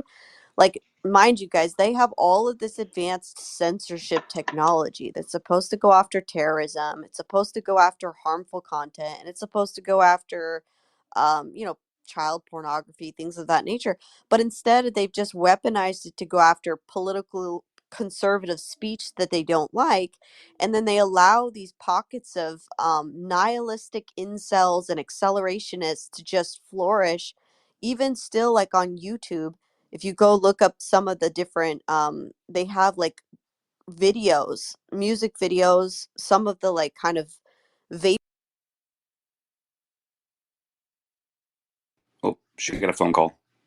Yeah, no, she's saying I would love. I've not heard that information about the New Zealand shooter being in the Yang Gang Discord, but that's fascinating. And I think that's right in line with if you want to read that document, it's linked. I can link it to Ken's article. Who he wrote a story about this when I shared it with him. And it's hard to follow. It's a lot of information, but there is a specific article in there about Yang Gang and about all that stuff. So that's very interesting that she mentioned that.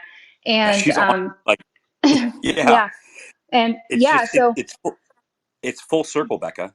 yeah, And and what I was that's going to what I say was. about. Oh, go ahead. No, go ahead. Oh, yeah. Well, she was just saying something about the YouTube stuff, like the fash wave stuff that's still there. I mean, and it's heinous. Like some of it's heinous. At one point I started a spreadsheet of YouTube channels connected to this network, and then I started to document all the times I reported them to YouTube. And it was just bizarre that they stay up. Like, how's this happening, YouTube? Had they banned my channel for no reason? I posted a video about the Highland Park shooter, framed it in the very perspective that we're talking about right now, and they banned my entire channel. But then I found out, then I started chasing out the Order of Nine Angles stuff, and I found out that the Order of Nine Angles still has an active official page on YouTube. So, and it's alarming stuff. It's a lot of Wait, guns and a what? lot of, yeah. Oh yeah, they have an official YouTube page, bro. No way. Yeah. All right, hold on. I'm gonna fact check. I'm fact checking you in real time. Well, it's Oh not. You're nine not going to A. find it by 09A. I can tell you what the name is. DM it to you because I don't want. Um, Yeah, I get kind of yeah. sticky There's about other. mentioning it. But Just text me. So that the was way we really found weird, guys. it. Like in the middle of talking to you guys about this stuff, the entire X app completely crashed and shut down on Oh me. my gosh. So yeah, it was really weird. But yeah, like just kind of picking up with what I was saying on YouTube, and I know you guys were talking about YouTube. Like if you look at some of the genre, they have like videos where they use that kind of vaporwave or fash wave Yeah. music, Dash wave. Yeah, we and were just talking about it. they have like the Columbine shooters, and they literally like glorify them, like they idolize them, and kind of like infamous villains that they kind of idolize. And then they have music like that. For example, if you look up that Pumped Up Kicks song, that's one where these nihilists and accelerationists really like to hang out in the comment sections, and they'll comment all this stuff about glorifying school shootings because that song, they interpret it as being about a school shooting. So yeah, it's pretty bad what goes on. Yeah. And I was just saying, like I put out one video, very, the same kind of video that I put out with the Jake Parker, that same type style of video, right? I put that out about the Highland Park mass shooter, and I framed it from the perspective we're talking now. They banned my entire channel without telling me why. The reason they gave me was violent criminal organization policy, but they didn't specify what video it was. I couldn't get on touch with the partner support. It was gone, like high level nuked. But then you find out that like the O9A has an official YouTube page, and I've reported it dozens of times, right? But you might say, well, none of it really technically breaks the rules. Well, neither did I, you know. Um, And if they have a violent criminal organization policy, this is it. But I sent it to Trash. The reason that I know it's the official, I wouldn't go clicking around. By the way, that's another reason I don't like to share these things, because people ask me for it all the time. They're like, "Well, how come you're not sharing the names of these places?" Because they have malicious links in them, and I don't want somebody going and clicking around and getting themselves hacked or something, or monitored by the FBI. Because yes, that is happening, right? They're monitoring the traffic in and out of some of these sites. So don't go there. But there is a link in that particular YouTube page that goes to a WordPress. And that WordPress is cross-referenced on the Martinet Press homepage, which is the publisher that publishes all the 098 propaganda. And that's how I figured out that this is like their actual YouTube page for reference. So I'm going to reset the room, Becca, real quick, and Yeah. and Millie and Jen and my favorite people are on stage. Just real quick, guys. So we started off talking about food, food quality in the United States versus other countries, and I wanted to actually get to this topic. And I've been out of the country for a week, and I have not been able to get back to what Becca had released, and it's so important. I know Millie saw it, Jen saw it. I sent it to a few people that I think that would understand what this is all about. And we let off with kind of, when we moved into this conversation, the Kyle Spitzy video where the mom's boyfriend shot him, and everyone's like, "Oh my God, this is so crazy! I can't believe the guy just shot him." And then when you learn the backstory of as a probably why, you start looking into this. And so when Becca came out with this 22-minute mini documentary, it was a fantastic investigation. And like, obviously, Becca, I've been a fan of yours ever since. I think we met the first time you were on Gorilla Blanco's space. You were talking about some of the stuff that you had investigated on some of these forums. And then when you were coming out with this, I was like, okay, this is a big story. An accelerationist, you can't look at these mass casualty school shooting events ever again the same, because you understand and you're looking at this. And for people to grasp what we're talking about, I mean, because Millie expertly pointed out the New Zealand story and how this is all seems to be interconnected. And you hear this all the time. We say the meme, right? This person was known to the FBI, right? That's the meme, right? Anytime something bad happens, yes, the suspect was known to the FBI. But this is kind of, in many of these situations, not all, because I can't speak to everything, but many of these situations, this is essentially what they mean. And this is the investigations by a, a, a missing person, Jade Parker, who was Army intelligence, who worked at a JSOC, who was saying, "Hey, domestic terrorist, it's not just like white people with tiki torches. It's actually these people, and they put on different masks, whether it's white nationalism, whether it's trans stuff, whether it's satanic pedophilia, whether it's all these, it's all these different groups." And essentially the goal is to bring down the West. And if you bring down the US, you can bring down the rest of the West. And then we can accelerate it to starting anew, essentially, is what they're doing. And many people are dying. There are young men who are misguided, confused, and they ended up in these incel communities and groups. That's why I believe, I think you've touched on this. I believe that this is what a lot of what the Groyper phenomenon is actually related to. And a lot of these people are being taken advantage of and used and groomed to do horrific things to accelerate the downfall of the West, most likely, as you said, foreign sponsored stuff, where people believe that the FBI is doing this. And I don't think that that's actually true. Based on this investigation that you've done, Becca, based on the stuff that I've looked at, I know a lot of people are saying that, oh yeah, the Department of Homeland Security or FBI, they're grooming these people to do these things. No, I don't think so. Based on what I'm seeing is these accelerationists, these people that want to take down the Totally West. agree. Yeah, Yeah. I would have, Yeah. I started my investigation into this with that kind of idea that, oh, that's what I'm going to find. And I ended up kind of self-correcting myself and saying, actually, it looks more like what Jade is saying. Like, we don't know who these people are. Now, and I have a lot to say about the monitor by the FBI thing, because, yeah, it's a funny meme. But really, the FBI, they have these threat assessment networks that don't work very well, frankly. Okay. Where they have people like Nama Cates, the podcaster, in these communities, kind of getting to know the people and then escalating the ones they think are threats to the authorities. The thing is, they're just not doing a good job because it's not a good system. Really, it's not. right? So a lot of times they might have had somebody on their radar, but as you and I know, you got to have a pretty high bar for them to actually get a search warrant of your computer. Okay, you can't just be like, he's kind of concerning, a little edgy, right? They're not going to look into that person because they don't have time, and because it's not likely they're going to get a search warrant.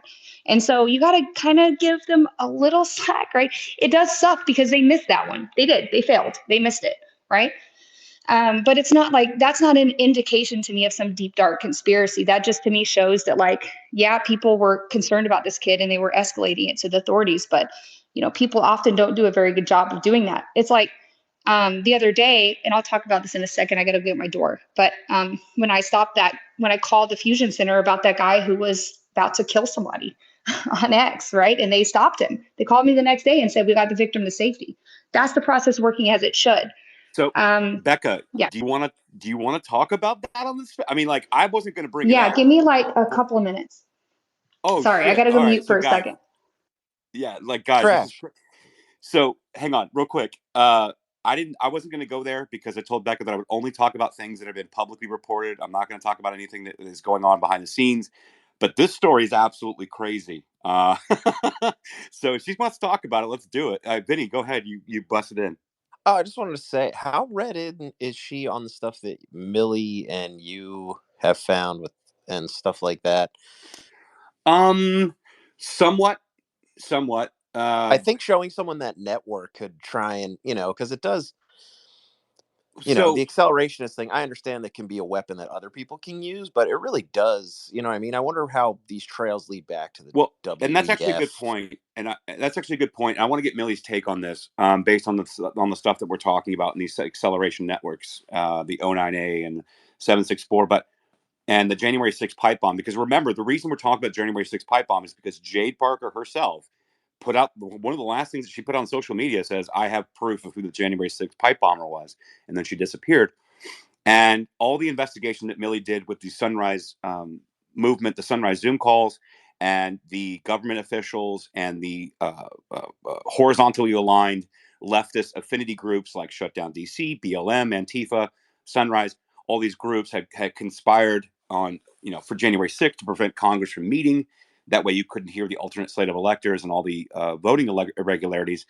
And we're now seeing like Darren Beatty, Kyle Seraphin, Dan Bongino, Julie Kelly really chasing down the January 6th pipe bomb story and how shady it actually is and why it's being covered up. And then when you introduce the other part of it, which is Jade Parker talking about that she was investigating like these domestic terrorist groups, the accelerationists, and all this work that she had done. One of her last comments on social media was, I have proof, or essentially what it was is, this is just not verbatim, I have proof of who the January 6th pipe bomber was, and then she disappeared. And so I wonder how much it intersects. But Millie, kind of listening to this, and it seems like you have your finger on the pulse of this as well, Millie, kind of hearing what like Becca has been investigating, kind of the stuff that we're talking about. I guess to Vinny's question, it's how do we see this, how it intersects? Because I'm asking the same question. I don't have an answer for it yet. That's why I want to get this topic out and I want to talk about it. So But I how does think it it intersect? definitely intersects with IIA and psychological warfare operations. And that was one of the things that we really talked about surrounding Shadowgate, which was basically that they had these software tools that they could utilize, and they essentially were targeting young potential suicide bombers, right? Like the kids that the radicalized Islamic forces would convince to strap on a one of those explosive vests and go run into a crowded area and blow themselves up, right? So they actually launched a lot of those psyop tools on social media to engage in chat rooms specifically to target these young kids to with the goal of getting them to not go blow themselves up, right? So that was like the idea. And then the whole like 2013 Smith-Mundt Act with Obama legalizing propaganda, that was because, oh, what do we do if in the event there happens to be an American in that chat and we are exposing an American to propaganda, right? Or psychological warfare, right? So they legalized it but it was never meant that, okay, that just means that you can go full bore and use propaganda against American citizens. But that's what's happening now today, of course, right? But so the idea with which this really touches in with the whole disarm framework, right, that American Mission and Walter and Jen and all them have uncovered, the idea is you can, in another way, if you were a villain, if you were somebody with an evil intention, instead of targeting a young person to de-escalate and deactivate them to get them to not go blow themselves up, you could theoretically target a young person in these chat rooms with bots, with psyops of that sort, and radicalize them to get them to go do a mass shooting or go blow themselves up. So you can use these tools to essentially target these people. And what they'll do is they can do behavioral profiles, behavioral modeling, and they can target the individuals that are going to be the most, what they look for is subjectivity. So the people who are subjective, that's like what they were, in hypnosis, they refer to these people as subjective, the type of person that can be easily hypnotized, right? So they'd be the person where, like, if the hypnotist is doing their thing, they would instantly just be responsive to it, right? So these are people who are influenceable, subjective, and easy to mold and to kind of turn into wind-up toys.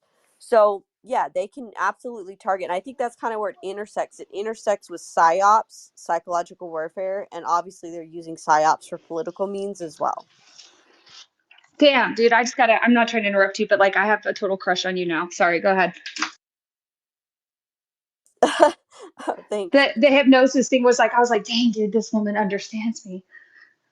Yeah. The hypnosis stuff actually goes pretty deep. Like, I know there's a lot of people that when they think about hypnosis, they think, oh, that's just a gimmick, it's just fake. And actually, like, for I've known somebody who was an expert hypnotist and an expert in neurolinguistic programming and that type of sort of hypnotism. And what he explained it as is that there's a small percentage of the population, like maybe less than 10%, that are considered to be highly suggestible. So you can suggest, like, you can instantly put them in hypnotic trance. They will quack like a duck. They will sing like Britney Spears. They will do whatever you tell them to do if you do it right. Then the bulk of the population are like just kind of mildly suggestible, and that's what they do when they're they'll you'll see it in media, you'll see it in advertisements where they do minor programming, minor suggestion, and it works. Like, it gets people to consumerism, it gets people to buy products. They'll use a lot of like sex symbolism, a lot of different things, food, like they'll use like different colors. I mean, it's all getting people psychologically primed to purchase or get their product, right? So um you know then there's a small percentage of the population, pretty equal to that, which is highly suggestible, which is actually not receptive at all to hypnotism, right? So a hypnotist could sit there and try over and over and over again and try to do anything they can, and that person literally will not be hypnotized. Their mind is just not primed for that. So what these people would do in the psychological warfare settings is look for people with those markers of suggestibility. And so you can pretty much pinpoint out somebody who's suggestible, somebody who's primable, moldable, and essentially target them with psychological warfare weapons tools and get them to do whatever. I mean, you technically can. So, Millie, I'm going to back you up, and Gavin, I'm coming to you. I just wanted to kind of touch on this. I put it up in the nest down in the chat. I took 4 screenshots from the disarm framework investigation that we've been doing for quite some time, and shout out to No Rose Glasses for getting me the GitHub on disarm, because it was an open source censorship machine and psychological operation machine. And we'll go into that at some point. But I shared 4 screenshots of this framework that you were talking about, the disarm framework.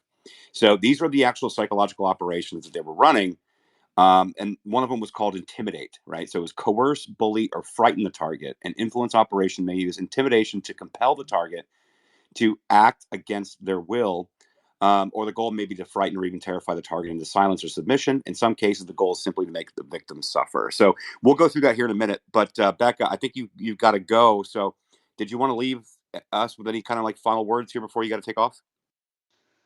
Yeah, sorry about that. I just got Sunday stuff to do, but yeah, I mean, thanks for having the space, and thank you so much for putting the story out and helping it spread. And I want everyone to consider watching it. I think well, we've talked about it a lot here, but maybe seeing it too might help you kind of understand what we're talking about. So it's not just me talking to a screen. There's a lot of evidence and things that I've seen in that video that you can see for yourself. And yeah, as far as the Kyle Spitz Melanie Spitzy, I can't give you as much info on that as I want to right now because everything's still really developing. But I did link that in the space comments, so you can go see that original thread.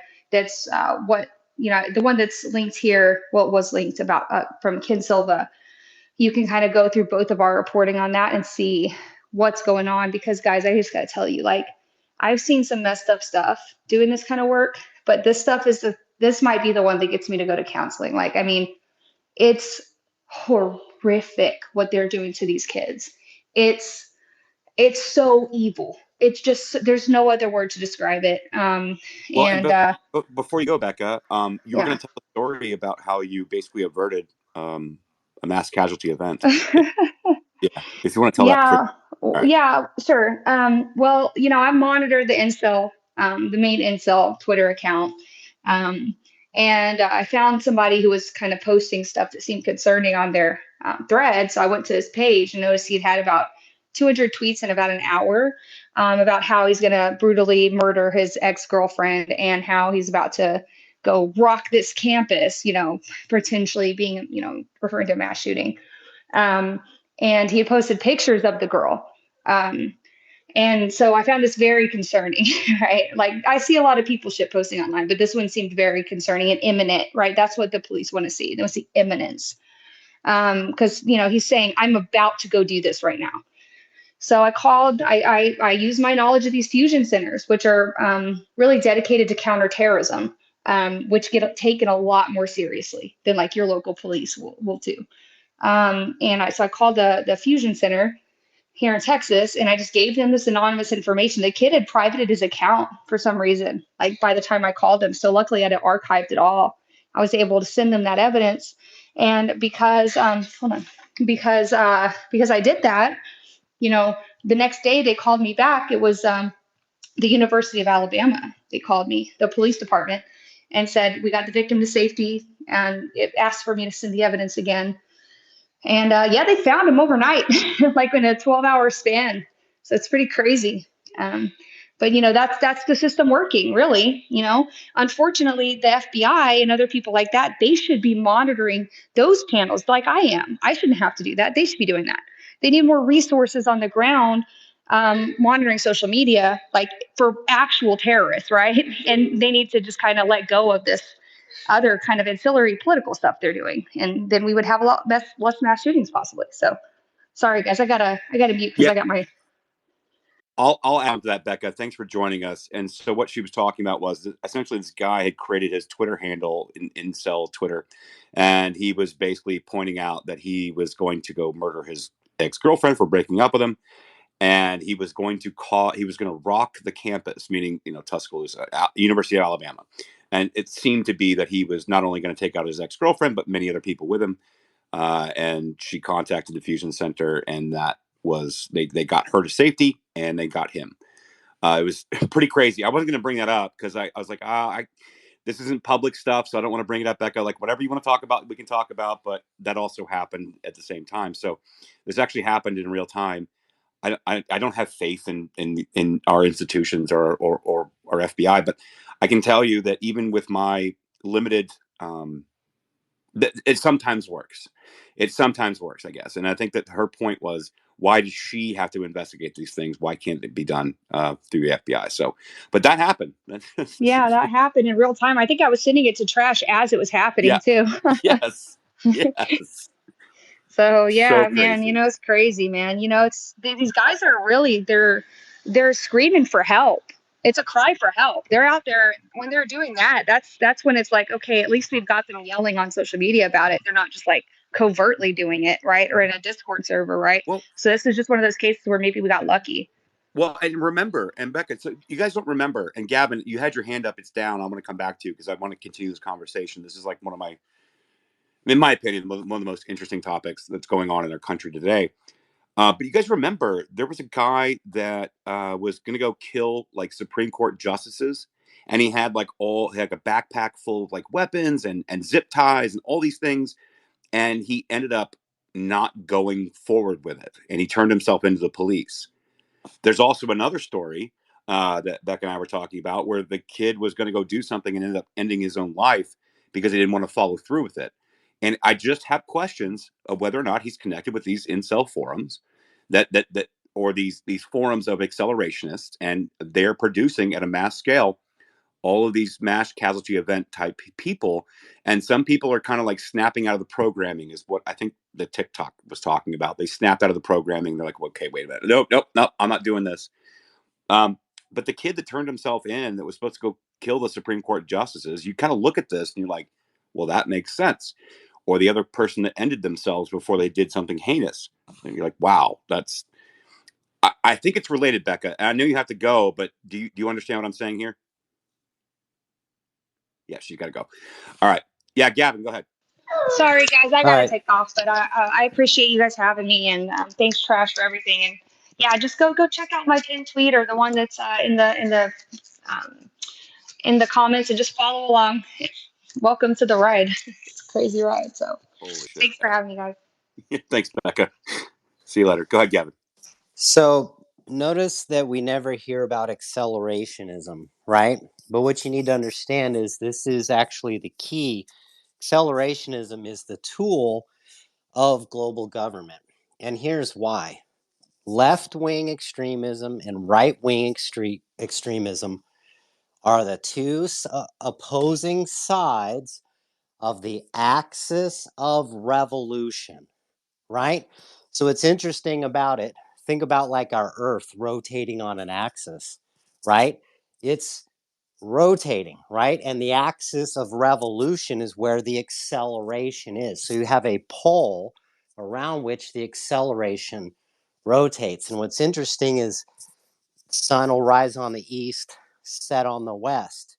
And you'll see that both fascists and communists use sun symbols in their iconography. Why? Because they're the two wings of the axis of revolution, meaning perpetual revolution. Revolution that's always going on.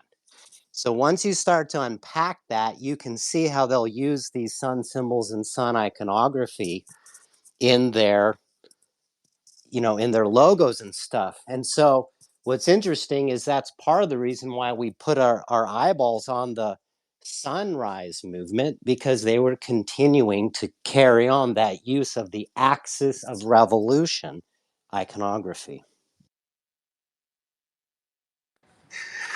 Like, listen, I can sit up here and act smart and like talk about investigations and receipts and all these proof.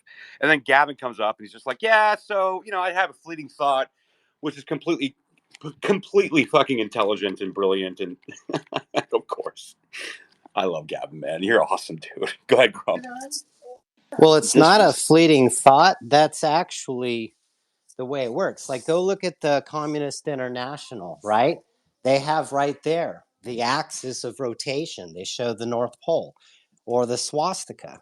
That's an axis of rotation, right? So, really and truly, the false narrative is communism or fascism. Those are the two tools of the accelerationists that will wear anything to accomplish their goal. And maybe you should think about like things like the Fabian Society, where their logo is quite literally a wolf in sheep's clothing. No, and Gavin, that is the point. And that was the point I was trying to convey to the people that were listening when we were talking about the 09A and the 764 was the accelerationists. They're not aligned with satanic pedophiles. They're not aligned with neo-Nazis. They're not aligned with whatever you want to talk about, trans, whatever. They are simply using them as conduits and tools, no more than just doing that. It's like I call it like a buffet, a buffet of hot button, hot topic items that they can utilize to accelerate the downfall of the West. I think that you intelligently, way more than I can, and way more eloquently than I can, described exactly what I was trying to say. So that's all I'm saying. Like, yes, I agree 100%. And I know that there's probably some people listening, Gavin, Millie, Jen, they're like, what the fuck are these guys talking about? But again, I would just say, like, as an intro, as kind of like a primer, go watch Becca's video, the 22-minute video regarding the accelerationist, the 764, their order of 9 angles, the O9A, and go take a look at how this was all kind of pieced together and how they utilized, these lost, confused young men, specifically the incel community, the Groyper community, and how they're using them to benefit the end of accelerationism. Like, this is probably, in my opinion, this is probably one of the most important topics that will never get talked about because it's too fucking nuanced and people can't understand it. Like, I can't give it to you in bite-sized pieces. Like, you have to like kind of look into this stuff a little bit. They are the foot soldiers for the accelerationists, right? The accelerationists Yep. have the plan, who are working in conjunction with the globalist people. And then these guys are the ones out on the street, in the schools every day, battering the plan into people's heads, figuratively and physically. Here's a good example so that people can kind of, here's where it intersects with politics, right? Because she was really like kind of looking into like stuff surrounding the like mass shooter aspect and like the getting people to go do violent things, um but as far as like the place where it intersects with politics, so in that Discord that we were in, the Yang Gang troll farm, leftist troll farm, um one example was, so when they were targeting specific videos and different content,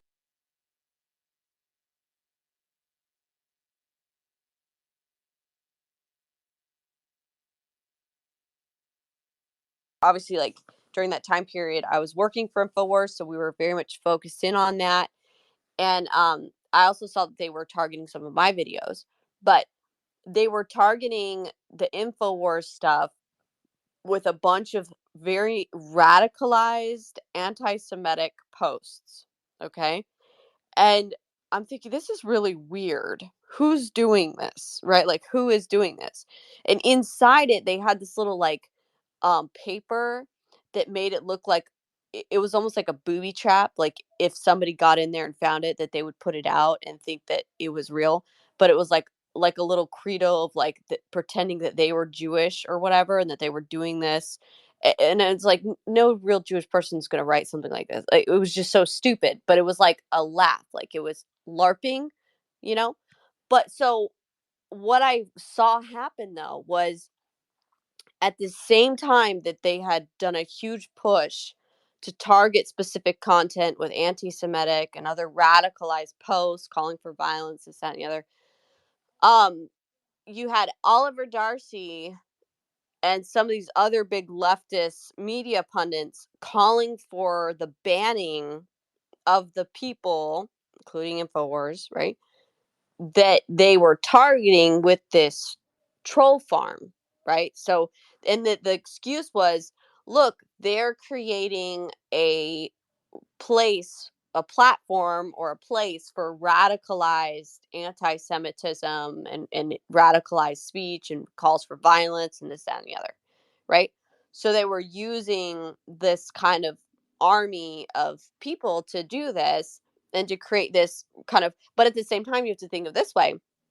Not only are they just kind of framing people so that Right Wing Watch can do their hit pieces and say that that we're anti-Semitic because they don't like our actual journalism we're covering, right? Um, they essentially were doing it to radicalize the people, radicalize Trump supporters, radicalize the conservative grassroots and the Tea Party people, so that these young people coming new into the scene would be easily radicalized. And then you have people coming in knowing about these radicalized groups that are assets and operators. They can easily come in, and once there's been a trigger point event created, like this recent situation at the border, right? That's when you get these operators that come in that have intelligence backgrounds, and they start calling for people to do really crazy things, or they start throwing fuel on the fire with incendiary language, so that they get people primed to be radicalized, because they're trying to radicalize the conservative base, so that they want so badly to have a right wing extremism, domestic terrorism problem, so the FBI can justify mass surveillance of patriots, mass surveillance of all the people who would push back against their tyranny, and to just further target these, the people that actually would stand up, right, against tyranny. So they want to radicalize. That's what I'm saying, is they want to radicalize us, and this is part of that plan.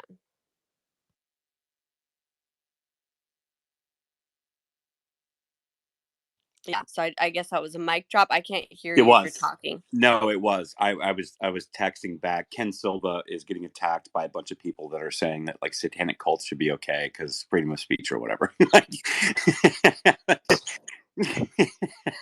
It's so ridiculous. Well, it is ridiculous. You know what's crazy though? It does make me think, because I've been talking to my friends about it a lot, because I have friends that are like real into like the satanics, like everything satanic stuff. And I'm just someone where it's like I can see what they're saying, but like Hollywood, right? Because I wanted to be an actor. My wife's an actress.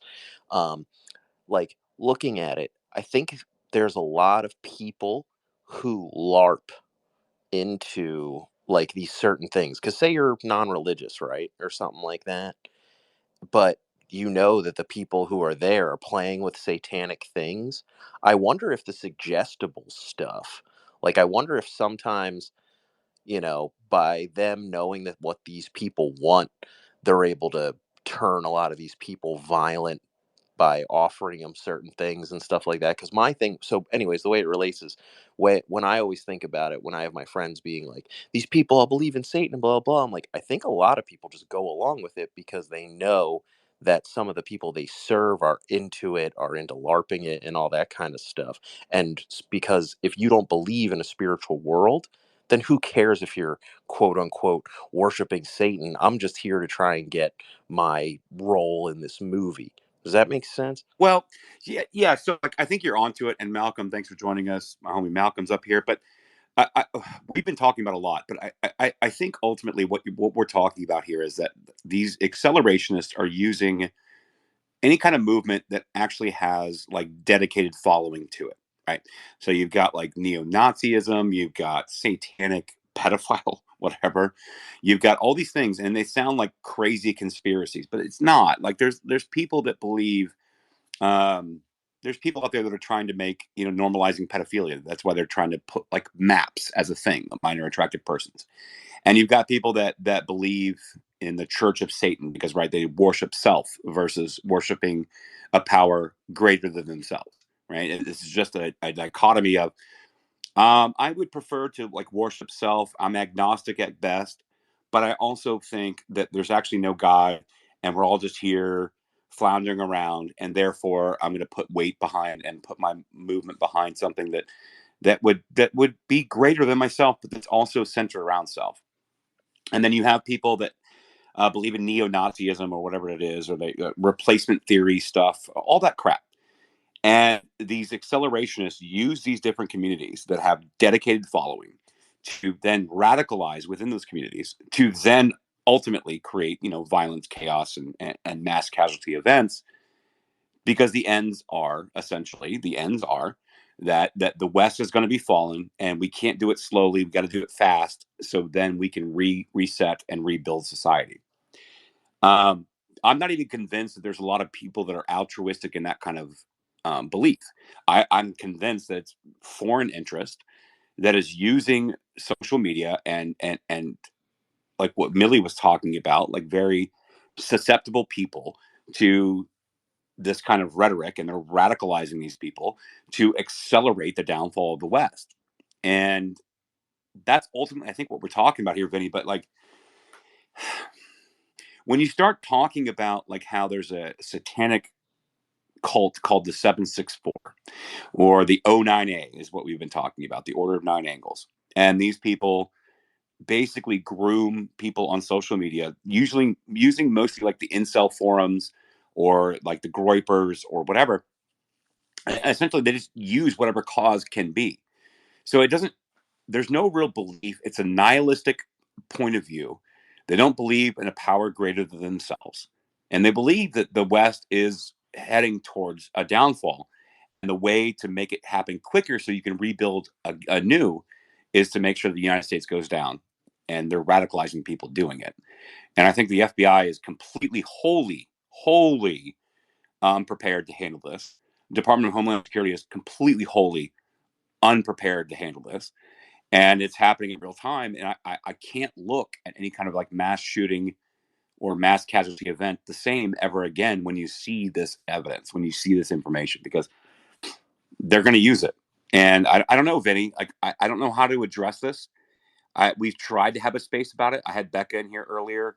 She was kind of breaking it down. We were talking about Jay Parker. We were talking about some of these people like within military intelligence that have been like basically working in counterterrorism, that have looked at these accelerationists and what they've been able to do using social media. And I think Millie was spot fucking on in regards to like, you know, the process of hypnosis and susceptible people. And it's being waged. I don't know how to answer this question, Betty. I'm trying my best and sounding smart, but I don't know, man. This is why this investigation is so important. And Grump, I know you want to come in here. I'm going to come to you.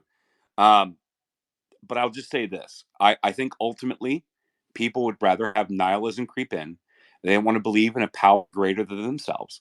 And they just want to believe that they are in control of their own destiny. And it is making very susceptible, weak people in our nation. And where we go from there, I think the message should be there is a power greater than yourself. That nihilism is not welcome here. That actually the reason that we have a country was founded on moral frameworks, believing that these were inalienable rights that were bestowed upon us upon God, and that a tyrannical government has no business playing in those fields. And I think that we can start to change that. But right now, the accelerationists seem to be winning, and we're going to have to reverse that. Malcolm, go ahead. I'm going to go to Grump. Yeah, sorry, I was actually about to speak a little bit earlier, but I know Millie was touching on it, which with the whole radicalization point. But you made some excellent points there, and I think I'm really terrified of the idea because we have a growing branch of even the libertarians, which have always made great allies for us, now talking about the idea of, oh, we need to start having a national divorce. And naturally, when you bring up the idea of a national divorce, the idea of the Civil War and the Civil War iconography comes up. And I always tell people, a national divorce would essentially mean a civil war, because it's the same reason why the Union forces wanted to bring the Confederacy back into the fold, because we really cannot exist on this landmass, as separate entities. One presents a weak point for, other hostile nations and countries to gain foothold and then take over the other.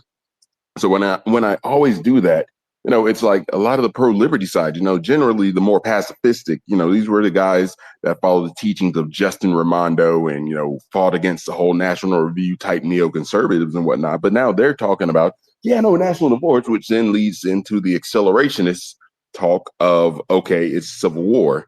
And nobody ever brings up the idea that, hey, in a civil war, you do realize that most of the supply chain stops. There's not like unified armies like it was back then. It usually devolves into, after about 9 days of hunger, you end up getting just massive anarchy, and not the political idea of anarchy, because, I know that because I used to be an anarchist and I moved further and further, closer and closer to the middle.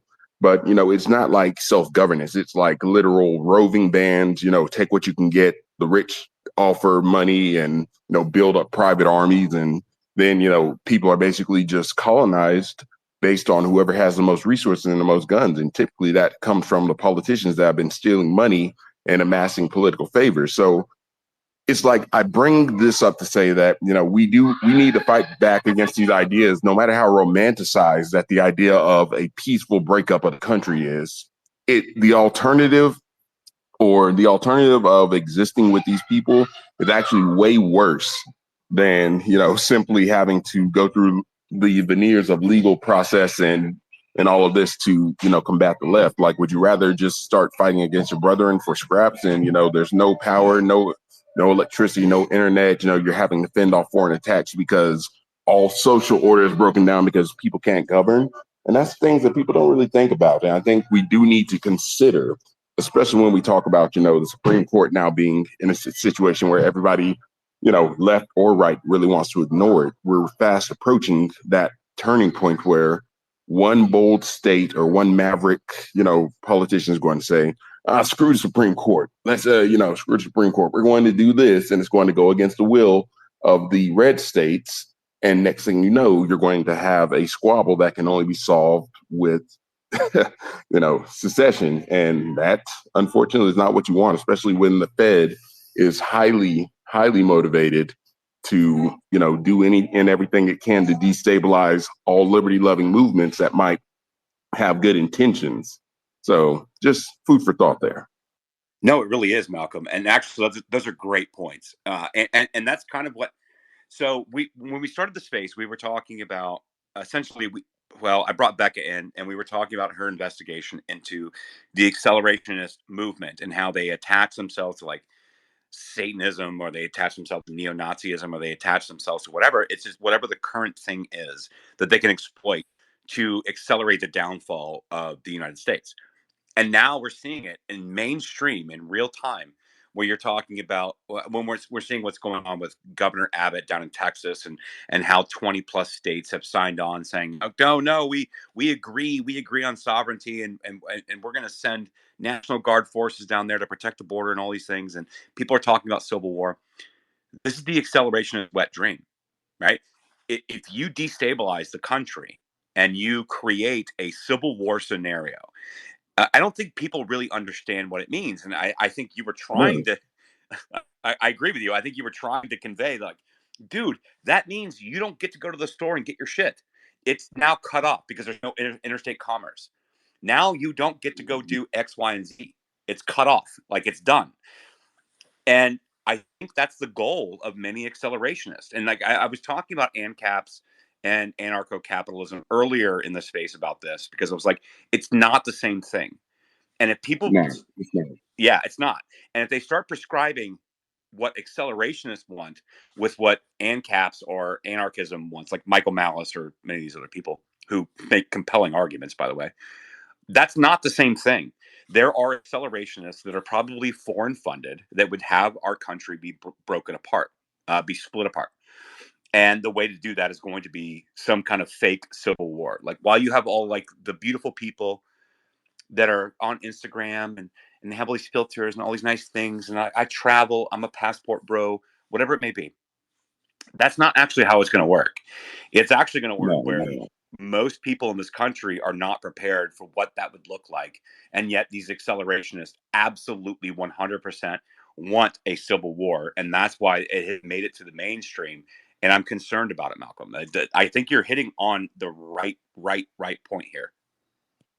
And if I can, well, really quick, sorry, just to kind of add to what you're saying though, Aaron, if you guys noticed, okay, when we're talking about color revolution as well, as it relates to this anarcho capitalism and anarchy, if you look up at the anarchy flags and anarchy colors, the traditional like black and red is what you would see common with like Antifa, right? and And then you would see, notice you would see anarcho-capitalism, you'd see the yellow and black, and we would see those colors, like for example Proud Boys, like we would see those colors in the right-wing side of some of the more radicalized people, right? And notice that many of the people leading up to January 6th, and many of the people who were even supposedly on the right, that were pushing past the barricades and taking actions on January 6th that later got people arrested, right? They were wearing orange. They were wearing orange bands, orange tape on their clothes, orange on themselves. And that, if you look up that is anarcho-mutualism. Anarcho-syndicalism. Oh, It's yeah, mutualist. anarcho-mutualism. So it definitely seems like the accelerationists, the radical anarchists were really wanting for the chaos to ensue. And I think even when you heard some of the statements that John Sullivan, who was kind of, I guess you could say he was probably more on the black and red anarcho communism side, he was just like, burn it all down. Yeah, we're gonna burn it down. Like, the idea and the attitude is just like, burn it all down and let's just have chaos and let's just accelerate this. Like, that's how a lot of these people think and feel. So recently when we saw the video that went pretty viral with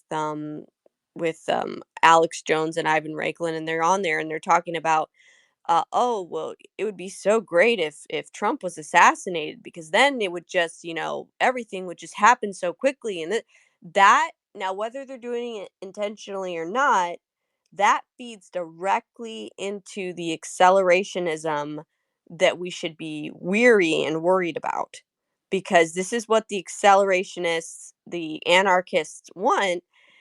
And my fear, from what I've been observing, is that you have people who might be goaded into or baited into doing stupid things, right? But then you have people who obviously want these things to happen. And um I think that that's when these federal bureaucrats who are straight up Marxists, when the communists that have infiltrated much aspects of our military, our government, everyone else, they want us to go into a civil war situation, and then they think that they're just going to grab power, right? When both the Democrat Party and the Republican Party and both sides have become weakened, these are the people that are just going to go right for the power grab.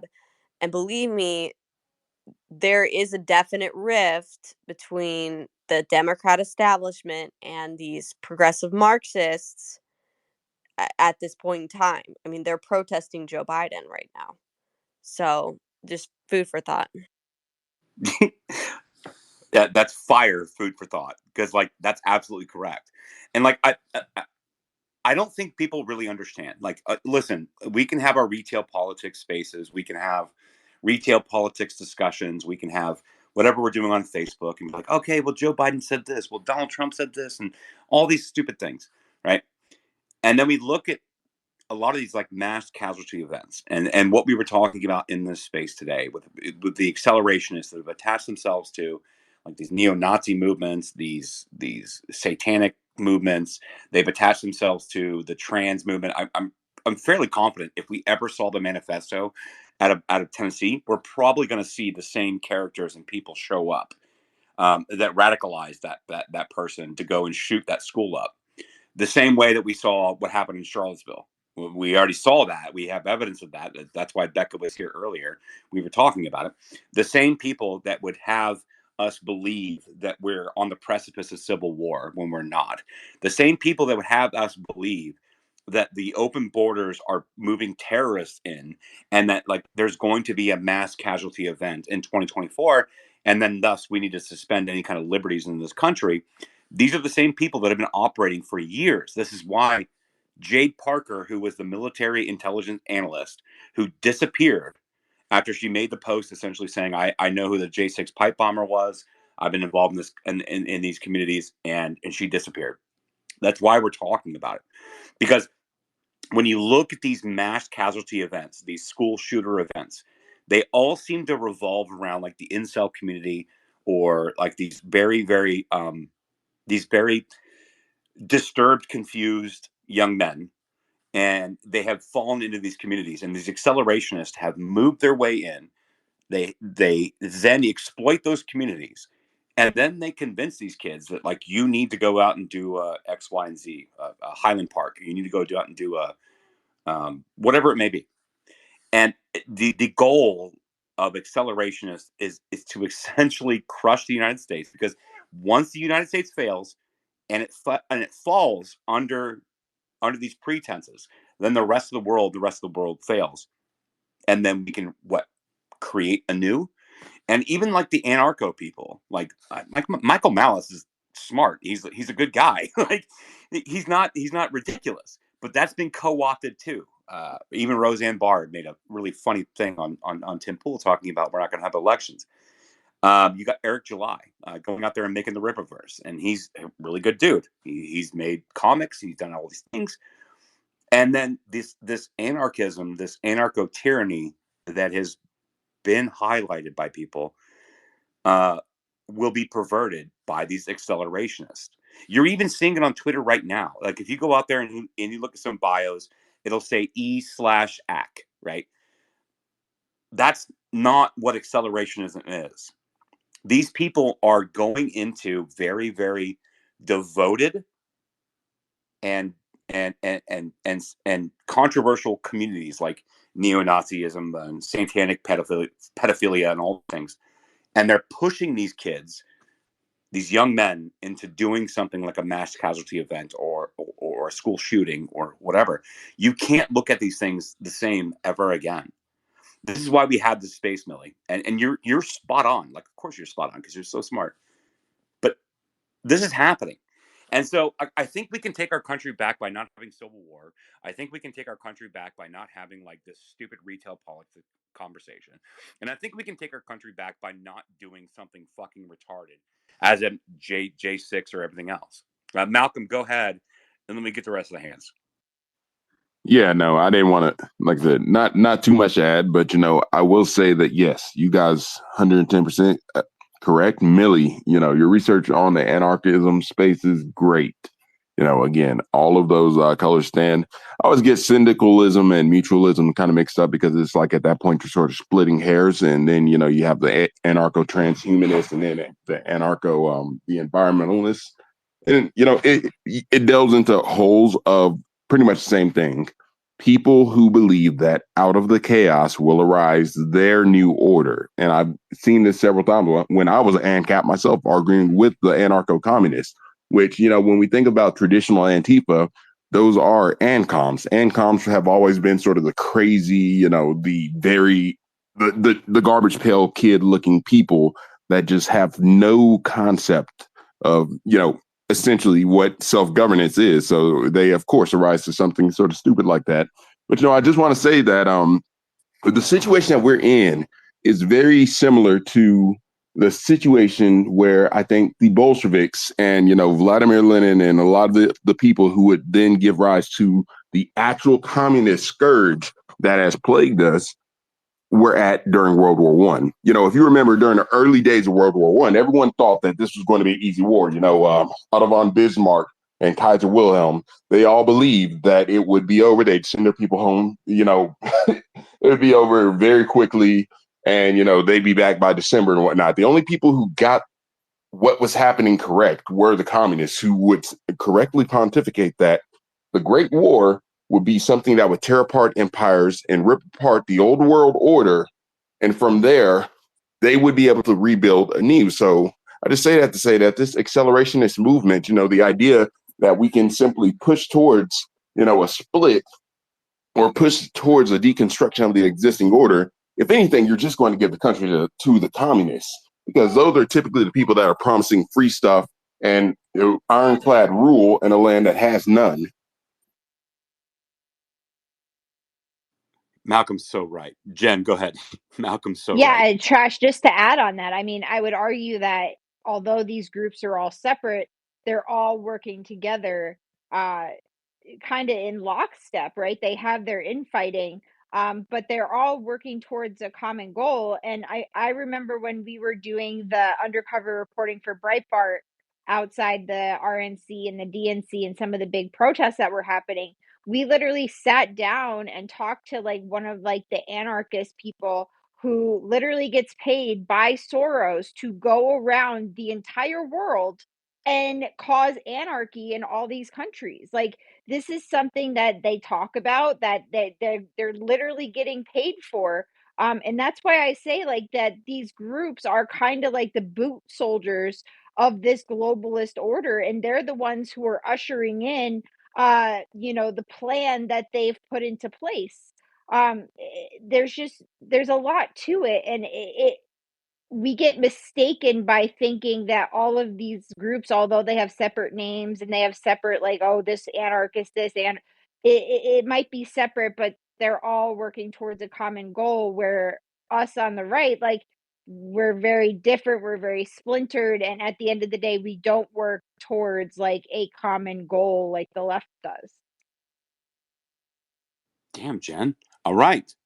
Bring in the fucking fire. All right, Gavin, go ahead, and I'll get to Grump and Bumble and Benny. Go ahead. So it's all starting to come back to me. Accelerationism happened at the turn of the 19th into the 20th century. It had to do with the birth of industrialization, and what a lot of people don't fully grasp, or maybe they do, is how much the industrialization brought in secularism and atheism, because what you had was an accelerated development of technology that where humanity could marvel at its own creation, right? So when you go back and you look, the rise of Hitler, and one could even argue Lenin and Bolshevism, that those were two expressions of accelerationism, taking advantage of the industrial age, the decline of religion. And it was like, okay, let's accelerate the world to its current end so that we can bring about a new order, right? A new way of doing it. And you could look at Hitler's, wanting the Fourth Reich. That's his utopia, or the communist utopia, right? But the accelerationism, it really does have history going back to the turn of the 19th into the 20th century and pre-World War I art. There's a lot of art and poetry about accelerating, and the term they were using was speed. So just thought I would drop that. Well, and Trash, can I just add on to that Yep. real quick? Yep. Like, we think of accelerationist only being on the left and it being like, part of the left ideology. But, you guys are bringing up the Bolsheviks, and I can't help but bring up Project Trust, which was during the Bolshevik Revolution. And if you look at Project Trust and what they were telling the people at the time, it lines up exactly like the same terminology: trust the plan. There's white hat, or there's like good people in government that are secretly working, and it was all to get people to sit back. And then we look at, what Q is, and how it really it really hurt the 2020 election, because you had all these people, oh, they're getting hung in Gitmo, oh, everybody's on house confinement, right? And there was stuff playing out in the news that like went along with some of the stuff it was saying, right?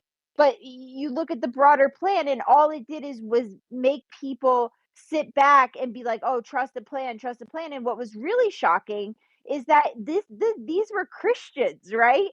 And like, how are you putting all of your faith and your family's like future and future generations into this like you that's like telling you this secret thing, and they're using secret code to decode what's going on? And I know Millie has like stories of like pretty mainstream people that like she talked to that were like, oh no, we're going along with this Q thing. And it's like, well, wait a second, like, y'all say on one end of your mouth, oh, I'm a Christian, I believe in Jesus. Well, then why the hell are you following Q and what Q's saying? Like, I don't see a Q in Jesus. That's all I gotta say. Well, and something I wanted to mention, which I had forgotten but now remembered, is that, oh no, did I just do it? Oh my God, I just forgot it. The ultimate expression of accelerationism is the Spanish Civil War. And when I was, asking people who are experts in this type of stuff, what to study in order to understand accelerationism, it was, oh, go study the Spanish Civil War. And that's where you can see how Spain was kept out of the World War by getting it caught up in a civil war where you had alliances switching so quickly between different factions that you can't even tell who's on whose side any given day.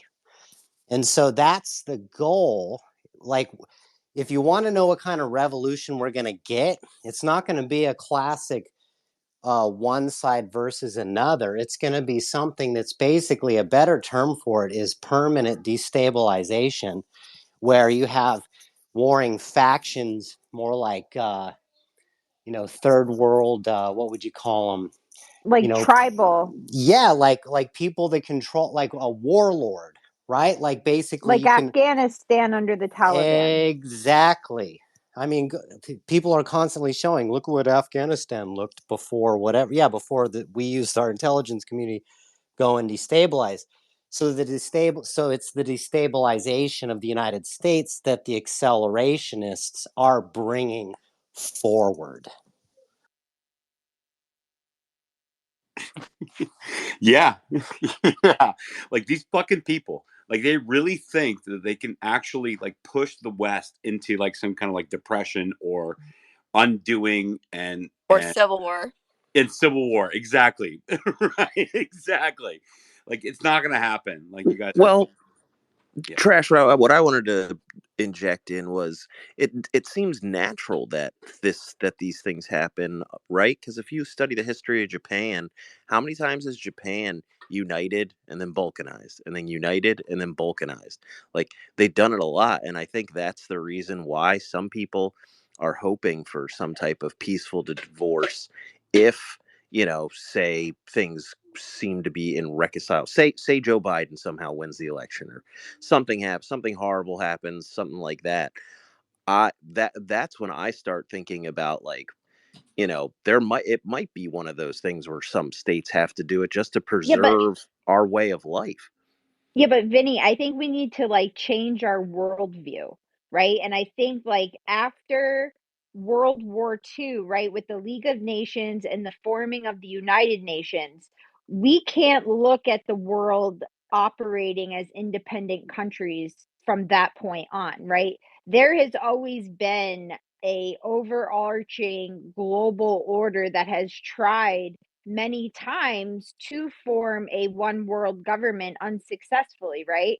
So there has always been this uh spirit or group, right, that has been pushing all of these world events. And if you start looking at it like that, you'll see how they strategically disrupt and cause chaos in certain places in order to destabilize that nation so then they can go in and take up the natural resources and the minerals and the water rights, right? Because how do you control a population?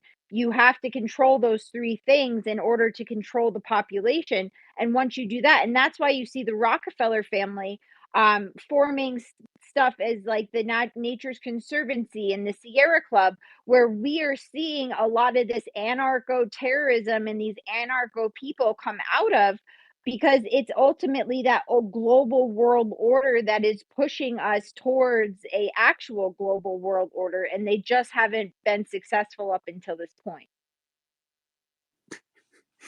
This is why Millie and Jen are my friends, because I love these fucking women. They're fucking so smart. All right, Malcolm, go ahead. I'll get the rest of the hands. Grump, I'm coming to you. I promise. Malcolm, go ahead and lead Grump.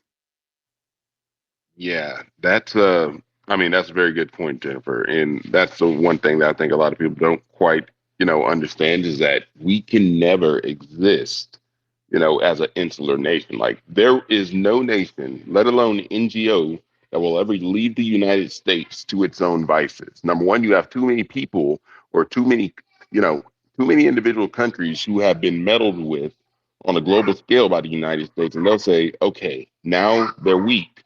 Now they're divided. This is our only chance to move on our objectives and then to also get rid of the scourge of the United States once and for all. The world does not operate, sort of in a on the surface, moral standpoint. Like biggest example is Turkey. Look at how Erdogan has operated for the past few decades. He is entirely self-interested. He does not like Israel. He does not like Greece. He does not like any of the countries in the EU, but he does not make that moral standpoint his whole thing. Nobody cares or knows what Erdogan's true morals are, but it's purely pragmatic and it's purely strategic. So, from a pragmatic and strategic standpoint, if the United States were to finally do kind of what Japan had did during, one of the periods in between the Warring States periods, or, when they finally reconstructed, during the Meiji era, it would be a situation where people would see a vulnerable United States ready to be divided, the same way that we've seen many of the other countries that we've meddled in. Whether you want to look at Eastern Europe, after the Soviet Union fell and we tried to introduce IMF shock therapy to them, or the Middle East, when we're pretty much thinking we could take 7 countries in 7 years and destabilize everything after we got tired of our own client Saddam Hussein. It never works out that way, and so you do have to realize that there is absolutely no way that the United States would be allowed to go through this process without anything. And then you have NGOs as well. And the whole point of NGOs is to consolidate power extra governmentally in a way that can actually bring about that unification of the world under a central, easy to control and easy to pretty much operate umbrella. So I don't see it happening. I Well, just Malcolm, love how we're raising the bar of intellectual discussions on social media. Go us. This is awesome.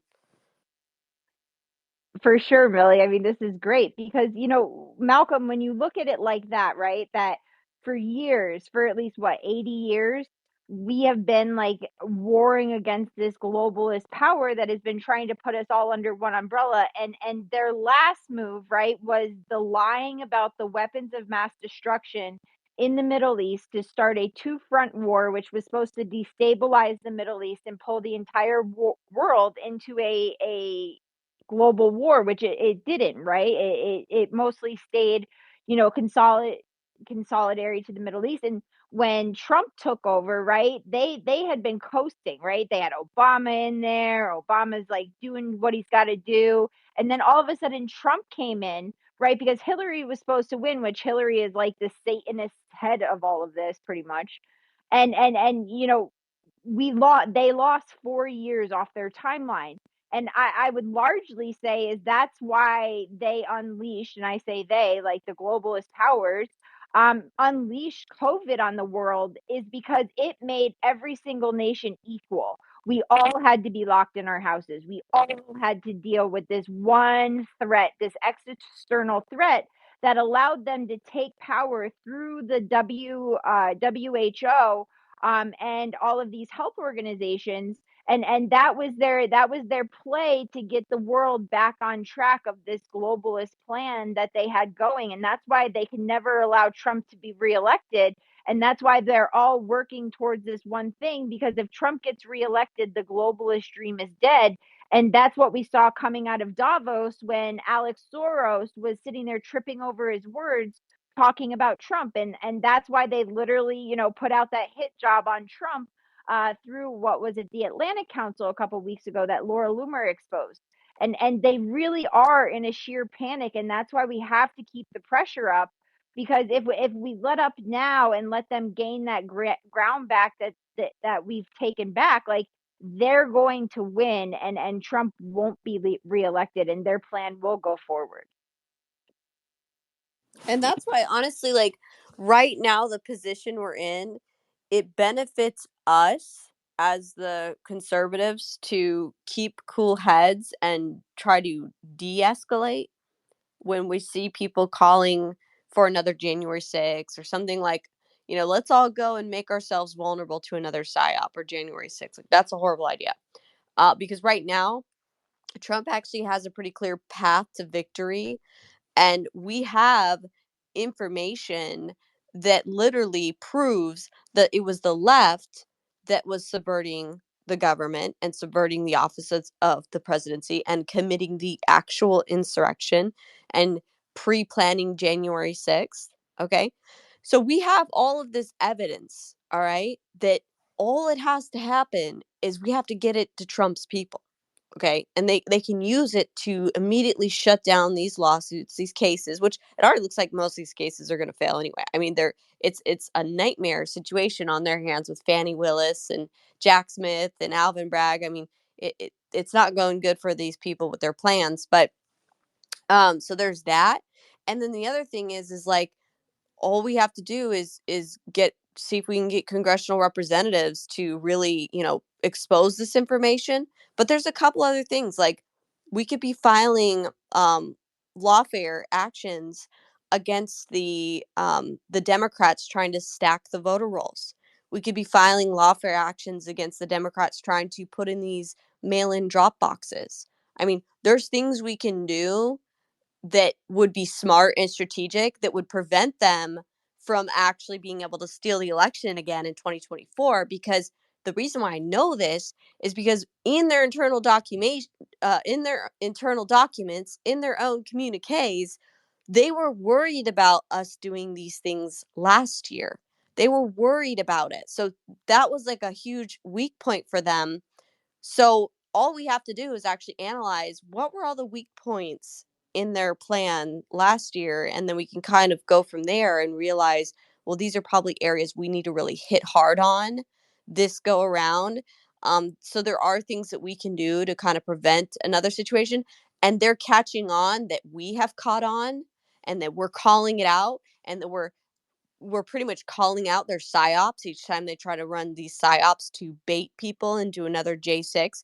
And so they're panicking. I mean, look at the videos that Hillary Clinton has been putting out, that the articles. I mean, the Democrats are actually panicking because they're seeing, that we're likely going to have Trump be the president this for this next 4 years, and that means a lot of them going to jail and getting in trouble. So we are responsible. I'm not saying it's a foregone conclusion, but I'm saying that there is a path to victory, and I can see it, and it's clear as day. They can see it. That's why they're panicking. All we have to do is stay on that path and don't get distracted. Don't let them bait you off the path. Don't let them bait you into another J6 thing that they can try to use all campaign season against Trump, or to drudge up some more baloney charges against Trump or his followers or different people. We have to be smart and strategic, and we will win this. Millie, and I think another point of that is that, when we bring this evidence to Republican lawmakers in Congress and we're like, listen, like, this is what's going on, guys, and they refuse to do anything about it, like, we need to call those people out, right? Because obviously they're not on our team to begin with, or they're too scared and don't have a backbone to stand up to these people. And I think a lot of times, like, we're afraid to call people out on their shit if they have a Republican next to their name. But like, if they're not on our team to like expose this stuff now, why they can make a difference before we like watch history repeat itself, then like they're literally not on our team. And I think like we need to call them out, and maybe calling them out will force them, in order to, expose what they have to expose, no matter, the political implications of it. Like, they need to start thinking of like our country more broad than putting their own political ambitions in the forefront, or in like right in front of them.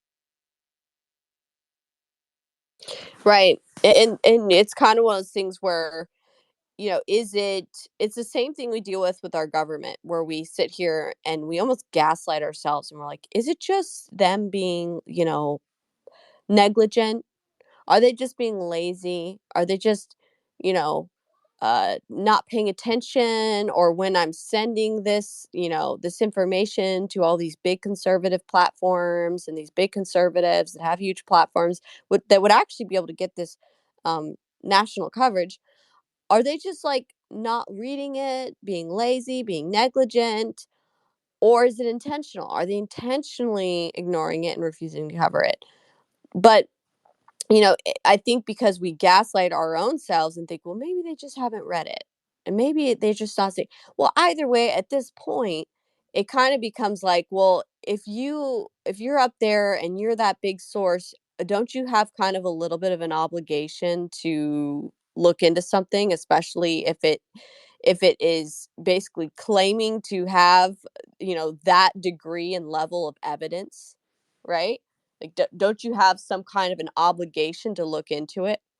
So yeah, I mean, I get torn on that all the time, like, to call them out or not to call them out. That is the question, right?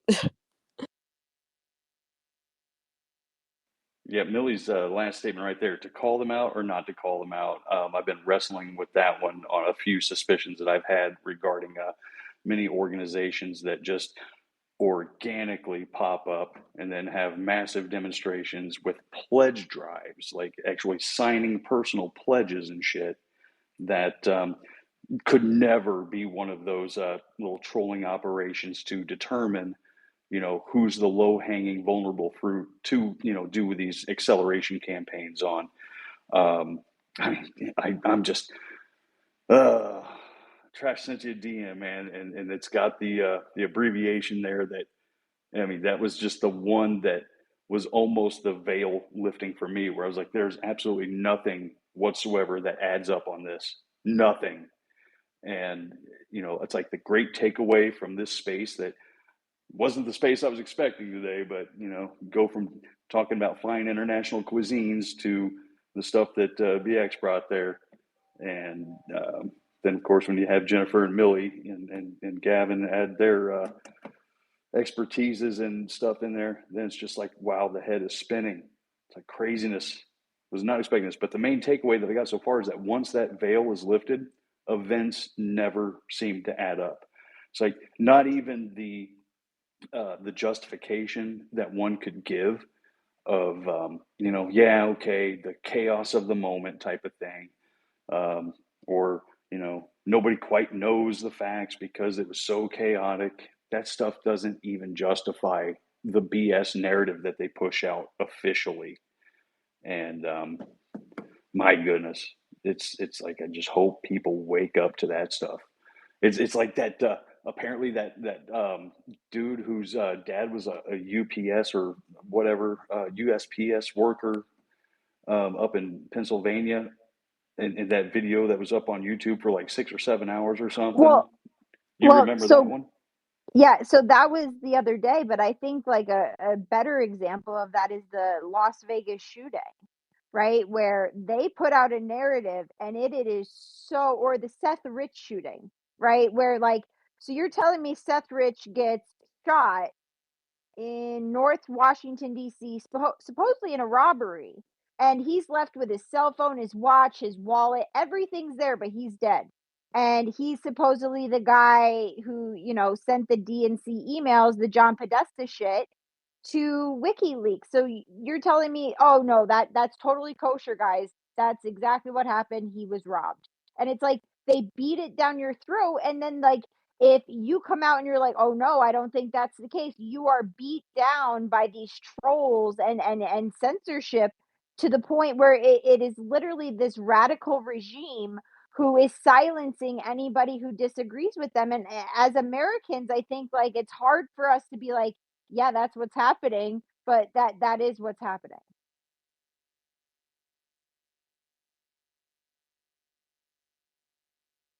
Sorry, I just all of a sudden got a little busy right there, but I'm going to switch down to listener. You guys are amazing, and God bless America.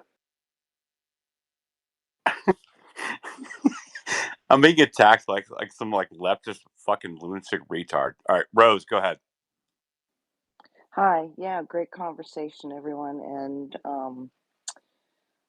as a deep diver, going down rabbit holes most of the days of my life these days, when I started watching videos from, say, 2012 of these consortiums and organizations, which were kind of pre-IOM or just at the burgeoning of IOM, which is the immigration policy out of the UN, you can see all the alignments kind of happening, moving into the 2016 elections, and everything being put into place on a global scale. And Jennifer's exactly right, is that the Trump win totally delayed their acceleration into the UN governance plan, which that's the bottom line. And we need to kind of open our eyes beyond saying, United States or France or the mechanisms that are in place right now on a political front and on all of the subsidiary organizations that are being managed out of the UN and through our governments, and through all of these, you want to talk about pledges. I mean, these agreements that are not being voted on within our Congress, they're being signed on to, like the New York immigration document. It's a signatory document that was created through the IOM, along with the Americas document or the California document. I mean, there's all these pledges being made. Now we have what I discovered was the C40, the Mayors Forum, Mayors Migration Council, which is all tied in with the UN, that's affecting our local governors, our local mayors, actually. And that's throughout the world. And you kind of have to open your eyes that it's not being driven on a country level. It's being driven from the UN slash World Bank slash who. That's the governing mechanism that they've been working diligently and accelerating these past 4 years, because Trump kind of threw a monkey wrench into it. And that's why they use the terms. He's an existential threat. He's an existential threat. Yeah, because he's going to pull out of the UN and defund everything, and they won't have anything. And also keep in mind that we have the WEF group, all of these banks, all this money tied into the global funds, all this money being passed around.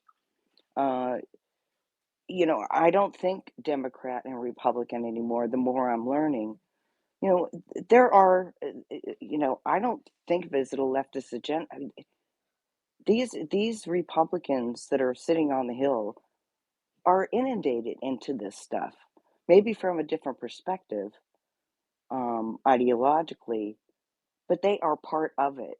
I mean, there's a reason why some of these representatives and senators are dropping out of government right now. There's political reasons for power structure, but also they're all in as part of this through all of the funds, the money. When you think about dialecto, or what do they call Romney? But Romney's knee deep in it, and McCarthy is too. And McCarthy definitely played a part in the J6. Oh, yeah, so did they. They are in on it because they're part of the infrastructure of what they're trying to put into place. So when Yeah. you think of it in terms that way, so I'm just chiming in here, but just wanted to add some food for thought. Yeah. And Well, I know I'm kind of dry trash. I know I ramble on, but I'm just trying to throw info I know out. no. I'm not like the and this and oh and hey I'm not an accelerator. I am just Yes, you are. Rose, I'm you a are an accelerator. You want this country to burn down to the ground. Like, you are I do. obviously an accelerationist. Yeah, I actually was part of the J6. Yeah. I'm a No. No, global. feds, I'm not. I think it's globalist destruction accelerationist. Yeah. Well, I'm the one that put all these pieces together for them to work Oh. together. Oh. So I'm You. actually the head of the UN, and I'm pulling this all together. Just letting you know. Let's calm down, Klaus Schwab. Like, let's not. I had to give him a call the other day, and Listen, these people are not going to Honestly, fucking. oh, sorry, Josh. yeah, but they are in accelerist mode right now, and you're going to see stuff going on that it's going to be a wild ride. That's all, because they know they're running out of time. It's either that or it's going to be interesting to see. No, it's not going to work. Like, listen, It's like not going to work, I know. no, Well, it's not going to work. I love this country. I love this Constitution. We have a very powerful document that is our Constitution that was written by the founders of this country. It's very powerful. We actually have an opportunity to save the West. But like there's a lot of people that would like have us see torn down. I it's not going to happen here. Well, they bought into this whole Yeah, one world thing, but I but agree with you on the legal aspects of it. Is well, who are these? I'm chiming in on the mayor thing, but they're actually pledging to a non-existent thing no, as a governing body. How is that not unconstitutional or that no, they're like breaking laws? no. It doesn't matter whether it breaks the Constitution or not. Like the Yuval Hararis of the world, and saying like the useless eaters, the normal people, we need to like move them into like some kind of areas. Yuval Harari has been relegated from the WEF main stage to like TEDx talks. Like he's done. Like this is not going to work. Jen, come here and save me, please, because like Listen, I'm coming in here with my tinfoil hat on, full strong. I just want to point this out that all of these major globalist organizations are literally operating out of Switzerland, right? And Geneva is the historical seat of Satan, just saying. But really, you have the WEF, you have CERN, all the shit that these globalists are using to like take over and empower us. Davos, it's all happening out of Switzerland, and it's really, really odd. but it's so stupid. Like Yuval Harari was like on the main stage with like Klaus Schwab, and he was talking about like useless eaters and like useless producers, whatever, like 2 3 years ago. And now in his transhumanism arguments that he's made, he's now at TEDx, right? Like he's actually at like the low rent type. Like, all right, set up. Go ahead. Yeah, something I just wanted to add to, y'all were talking about one of my favorite subjects, the globalist, and somebody brought up the Bolsheviks earlier, and religion, and one of the things we know the current movement is trying to separate everybody from religion. Well, look what the Bolsheviks did. One of the first things they did when they took over in Russia was first they took the royal family, which were all Orthodox Christians. The whole family are Orthodox saints in the Russian Orthodox Church now as martyrs because they were martyred. They were separated out. They were basically housed and jailed for a period of time and then slaughtered, the whole family in one whack, because they wanted to, separate that religion. Now, the thing they didn't count on, which, got shown to happen, what, 80 years later almost, when the wall fell and you had people coming back into power who wasn't trying to subvert the religion, it came back. You had old babushkas going out and digging their icons up out of the yard where they had hidden them because they would have been killed. Uh, and so that's the thing is people have to remember is if you've got a truly spiritual people, we've seen it throughout the millennia, these globalists who think they can absolutely crush religion, separate, get rid of religion, the flame of it will stay. There is people that will hold it. There is people that will die for it. They'll be martyrs. And not just saying Christianity, other religions it's happened too, but Um, and I think that's one of the hopes with fighting these, global shitbags over there is two things. It's one that there's that hope, and two, if you pay attention, the one thing, and that's why they're kind of panicking right now in a way. When you look at the last Davos, some of the things they said and did, they're kind of in disarray right now.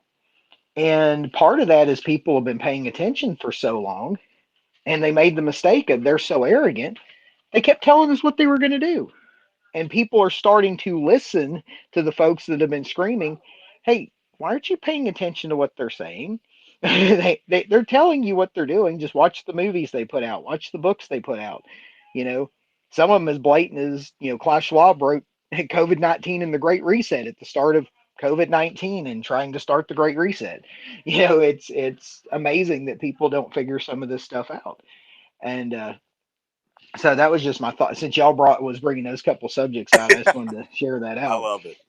I love it. I love it. I'm actually a big fan of what you just said. Like, I'm actually a huge fan of what you just said. Malcolm, get in here, and then I'll go to Andrew. Yeah, so I mean, no, you're 110% right, Fed up. But I think one detail that always sort of gets left out of the Bolsheviks taking power is that, if you sort of remember the fall of the monarchy and whatnot, how that even happened. It really happened. Number one, the Battle of Tannenberg was a horrible disaster for the Russians. Number one, which really marooned them when it came to World War One. Then even beyond that, the Russians were behind in war, but into the war, in the United States came and bribed a lot of the individuals in the provisional government of Russia. We bribed them with extra supplies, extra money, and all of this, which basically accelerated the collapse of even the provisional government, which then led to the Bolsheviks basically using the dissatisfaction in not only the military campaigns of the Russians, but also in the fact that everybody was hungry now and starving, because World War One was a massive pressure cooker that essentially led everybody to take their economies and supercharge them to the max to try to keep up with the demand. So much so that that's literally what led to the creation of Israel, is that you had Chaim Weizmann essentially coming in, with the solution to produce acetone and cordite for, more ammunition for the British. So it was a dire situation. The Russians lost, and that's literally one of the reasons why the Bolsheviks took power. But I say that to say that typically these plans always have one fatal mistake by somebody who has the hot hand. And that's usually how you get these otherworldly, these godless entities that basically want to rebuild a whole entire new order. That's how they always come up, is because there's somebody that makes a mistake. And so in that situation, what we can look at when we're looking at our situation today is that you do not want the right wing, which has been incredibly psyoped. And, I'm not just saying psyop to be in vogue. I mean, psychologically operated on to the point where, you've got people almost to the fringes where they are vying for extreme action and believe that extreme action is the only way. Last thing you want is for the right wing to be that catalyst, which then accelerates the movement for the communists to end up basically breaking down all order and then consolidating it under them. Because let's be honest, we got pretty lucky with COVID-19 that, number one, that the virus, being a zoonotic virus, number one, automatically predisposes it to have a higher mutation pattern. So it was nowhere near as severe as what it was forecasted to be.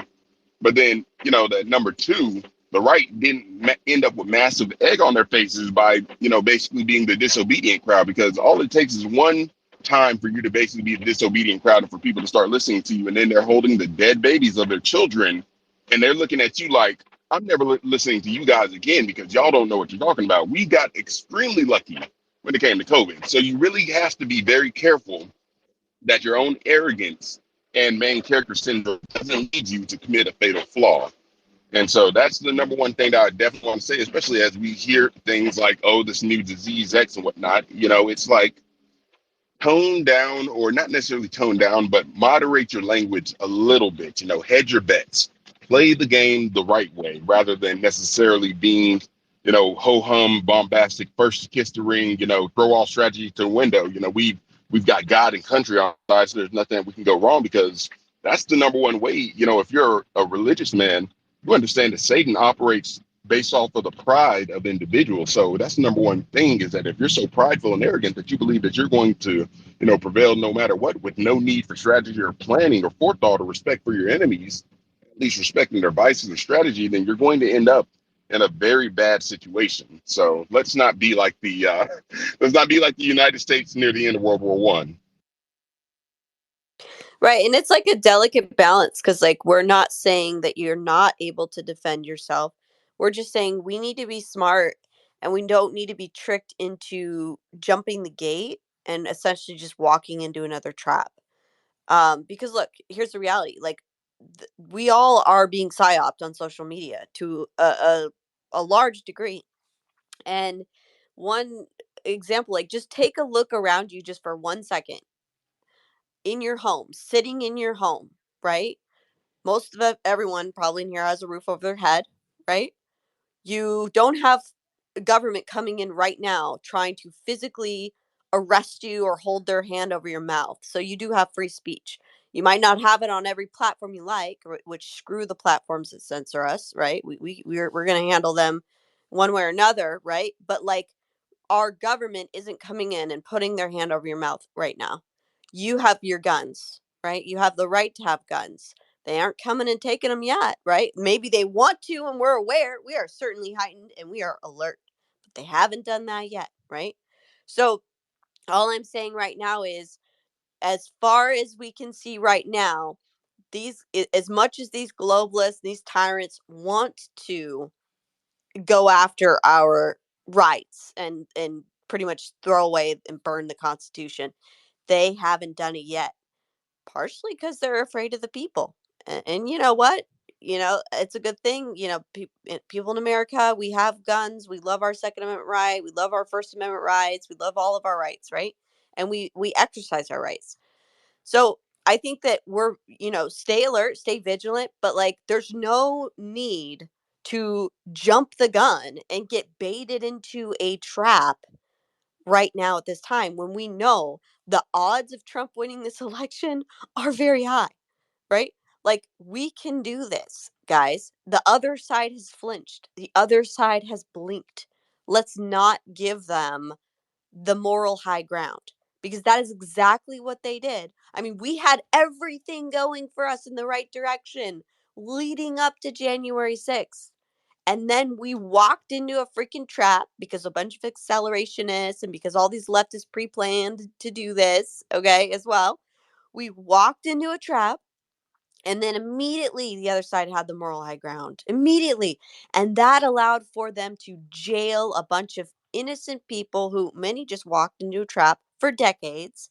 It's allowed them to wage lawsuits and criminal cases against our president and try to make it so he can't run again. It has allowed them to monitor and put Trump supporters and MAGA people on no-fly lists and watch lists. I mean, it has allowed a lot, right? But if you were to go any further, it's only going to get worse. If they have another J6 type event happen, my goodness, are they going to try to use that to go after us all and put us all on terrorist lists? And next thing you know, I mean, it could get worse, right? So all I'm saying is let's not make it easy for them. I'm saying let's actually make it hard for them. Let's be good law-abiding citizens. Let's do what we can and within our legal means to win this election and to file lawsuits against things that we believe are against our rights, that are violations Well, of our, and that could mean suing even preemptively, to change the law to make it so that illegal immigrants aren't counted in the population, the census for the population, when it comes to the redistricting and the counting of congressional seats, because that's a big one well, too. So Millie, there. can I just? Oh, go ahead. Sorry. Well, I just wanted to touch on that one because that is very important. That's one thing. I think that's one of the main reasons they're allowing this large flux of illegal immigrants to come into the country. It isn't just. I'm not so convinced that they're just going to allow them all to vote. That's going to be harder to do. Although some people are saying that maybe Biden might try to figure out a way. I think they would have to have congressional approval though to make it so they could vote. They're pretty good at just stuffing ballots anyway nowadays. They're already voting on You know, school boards though. they're what? Well, They are voting on school boards already. Right. But the main thing I think is the population is what goes into the redistricting. So what they can do is if they put millions more people in California of these illegal immigrants, they just ballooned their population. So they might actually be able to create or justify a couple more congressional seats and electoral votes in California. So that's what we have to look out for, is it's going to be them getting more congressional seats, them getting more electoral votes with the population. And Millie, So also, they'll hold have children. on, Malcolm. Malcolm, 1 second. So no, I saw something last night, and first of all, they're using our language against us, right? So they are now referring to migrants as pre-Americans, right? Pre-Americans, right? So if you wanted to change the entire landscape of a country, right? But we have laws that immigrants can't vote, right? So we also know that they're trying to change us to a central bank digital currency. They're giving these migrants debit cards, right? So if they change the entire financial system of the United States over to CBDC, the immigrants are already in the system, right? They're already part of this central bank digital currency, and we're the ones who are resisting and being anti-American, and now we're not going to be able to participate in society because we refuse to go over to the CBDCs. And I think like that is a huge part of this, is that they've taken words such as democracy, right? Because the big thing in 2016 is I would always mistakenly be like, oh, we're a democracy.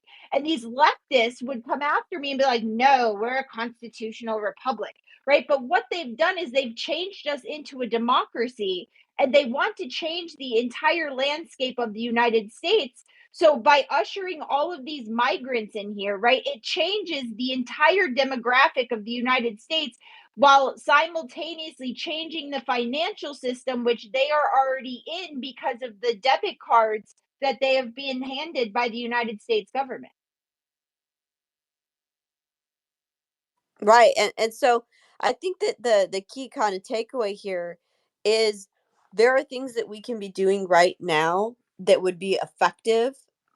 Filing cases. I mean, I don't think it would be that hard to win a case if we took it even to the Supreme Court, arguing that illegal immigrants should not be counted Hey, in Millie. restricting of congressional seats and electoral college votes. Like, they should be not accounted for, and then that would actually allow for actually probably the Republicans would pick up a lot more wins, probably if they redistrict after that law was or I guess that ruling happened. Then we pick up the wins, and then we vote on legislation to obviously, deport these illegal immigrants that are here, because we all know why they're being brought here. Okay, it's for Democrats and their agendas. But Millie, what they're also talking Hold on, about hold on. is No, Rose, hold on a second. I've been okay. waiting. Andrew, go ahead. Andrew, go ahead. Then Go, we'll Yeah. go back Andrew. to No Rose. So Staten Island had a good plan, right? The public in the house, the everyone that lived there, and Scott Lebedo and everybody, they went and they protested the illegal aliens coming in, and they sat there for weeks and weeks and weeks, and they did not give up. Now you have the same situation unfolding in the Cass Community Center in Roxbury, okay? Those people need to go and organize and sit there for weeks and weeks and weeks. That's how it works. Staten Island was the victor, right? Because eventually the fire marshal, whoever came in, and they had a meeting, and they got rid of the illegal aliens in there, in the community right there. I was there, St. John Villa. I went down there. I go investigate these areas. So now the people down there in Boston need to do the same thing. And I'm going to land it there. I'm going to be really short with it. But the problem, so Andrew, I see what you're saying, and I've lived in Staten Island, right? And the problem with Staten Island is that was the last strong Republican borough of New York City. And I think it's easier for someone in Staten Island to do something like that than it is for someone in Boston, where they are completely surrounded even down to the city governments with, liberal, blue-haired, crazy Democrats. Right, and it's not going to be they're not necessarily going to be at the advantage if they're in the red states necessarily. Like if you have a bunch of illegals that aren't technically allowed to vote legally, right? Then them putting them in the blue district is at their advantage because it allows them to redistrict in a way that's advantageous to the Democrats, and they'll be able to add more congressional seats and electoral college votes to their areas, their blue It's areas. gerrymandering using illegal immigrants. Then why is Governor Abbott sending them all to these cities? Well, Okay, Short-sighted. oh, go ahead. I was just gonna say, like, this is my problem with what's going on at the border, right? Is that okay, is Abbott making a stand? Yes. Could he have done it freaking a year ago and we wouldn't have had to get to this point? Yeah. So, like, how much of what is going on at Eagle Pass is political posturing and drawing all the attention off of the rest of the border where it is still wide open? There's still massive migrations of people. There's an entire caravan of people coming up through Mexico right now. I just feel like this is a huge distraction of like, it serves a double purpose because it riles up the rhetoric of civil war, which plays into January 6th and Republicans versus Democrats. It also is making people think that everything that you see at Eagle Pass is what the rest of the border is, and that's like a total fallacy, right? And it also takes the media attention off of the rest of the border, which makes it easier for people to get into the country. So like I have a real problem with what like Greg Abbott's doing, because like how big is this, Shelby Park that they're in? Because like the rest of the border is wide open and really freaking dangerous. And I don't understand, like, if they're not crossing through Eagle Pass, they're still coming. Where are they crossing, and why are we not looking at those crossings? So to that point, Nuance Bro actually has a video showing a point in Arizona, the border of Arizona is completely wide open and nobody's doing anything about it. But it's also the trafficking of migrants. Whether it's Biden flying them into cities or whether it's Abbott or DeSantis or anybody else, it's like it's short-sighted. A lot of these people understand that this problem is way larger than just what can be, done by a single governor. You can have border patrol in your state go there, but if you're not going to fix physical barrier, number one, you're drawing a lot of resource there. And the main issue is that there's too many people coming that can be processed in these migrant processing facilities. And that's the reason why Biden keeps on flying them, because if you get too many people, then you have a humanitarian crisis where it's overstuffed, the conditions are appalling, and you start drawing too many eyes, and then people start seeing what a massive failure border policy is. So that's why they've been trying to fly people to sanctuary cities overnight. But then also you have to look at, not only do you get the immediate effect of the census redistricting, which again appropriates more congressional seats and more electoral votes, but then you also end up with a situation where, okay, birthright citizenship has not been handled. And had Trump not have won, this is the main thing. If Trump hadn't have won, they would have probably enshrined some kind of reason or way for birthright citizenship, if not some sort of naturalization. And what happens after about first generation? When you get this first generation push of newly minted illegal immigrants, and the single issue of immigration comes up, and these kids have full rights because they are, by all intents and purposes, by birthright citizenship, American citizens, and they're voting after a couple of years. Well, they're going to vote based off of what they've been educated on, which, if they're in Democrat population centers, is going to be that, the Republicans just want to send you up and round you up and put you in camps and send you back. But these people are, by all intents and purposes, American citizens, right? So they'll say, wait, we can't allow that. So let's vote for the Democrats. And eventually you create a whole new generational block of Democrat voters, which then allows for you to have your Congress people who are being voted in, who are increasingly younger and younger, and mind you, don't have any concept of the Constitution. Because again, a lot of these people that are just coming in, they don't take a constitutional test. They're coming from largely authoritarian regions. which have collapsed under the weight of the authoritarianism. So to them, heavy-handed government rule is just the norm. So eventually they'll end up voting for policies, voting for more authoritarian and more anti-constitution, candidates. And what happens then? These are the same people who decide where your spending goes. They're the same people that decide whether or not you enter into a post-national union with some authority, like what the NGOs are pushing. They're the ones that vote, say, oh, hey, we need to become more involved in the UN and then cede our own sovereignty. And as the generational shifts, as the demographics shift that way generationally, you lose your country. So it's a long game. And that's another Well, thing that people have to keep in hold mind. on, Malcolm, because there is a huge short game here, right? Yeah, And there's it both. plays on the language of the Democrats using words and redefining words. So largely a lot of these people are coming from republics, right? The republic of this, the republic of that.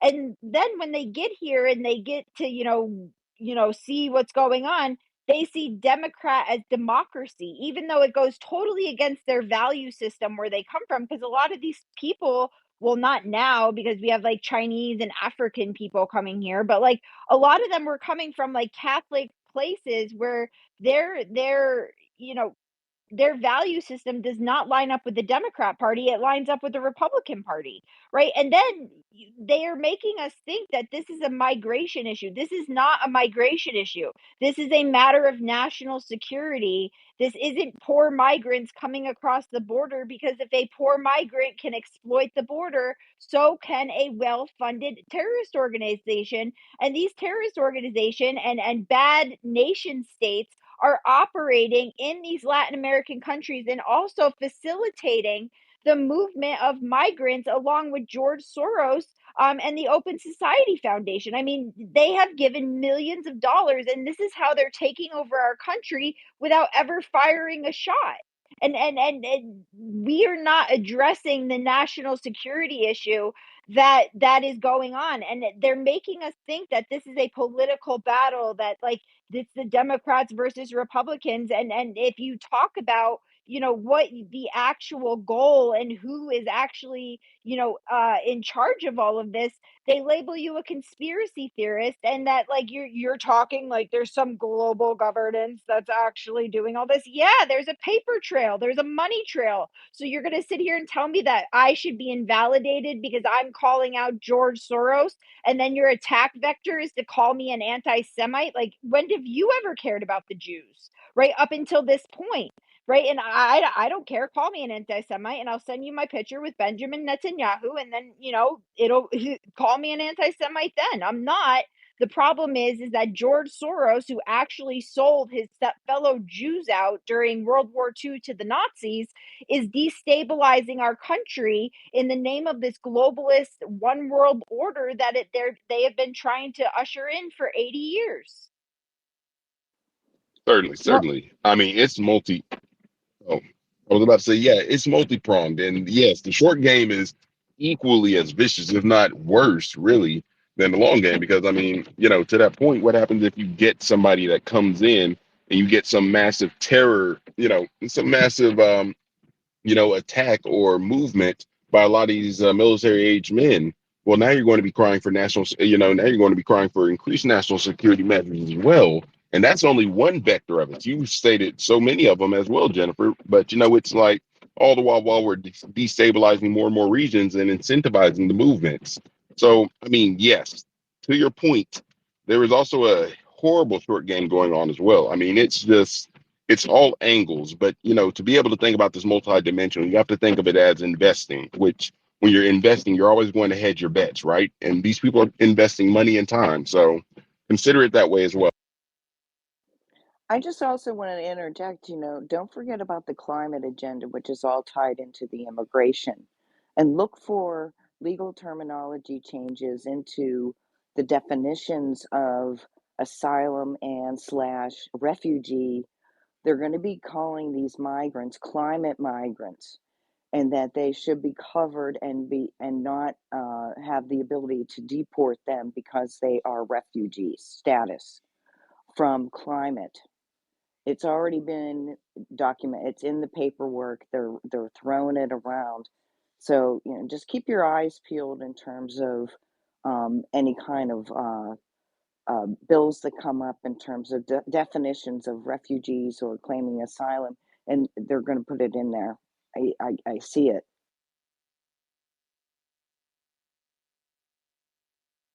And yes, that was a conspiracy, not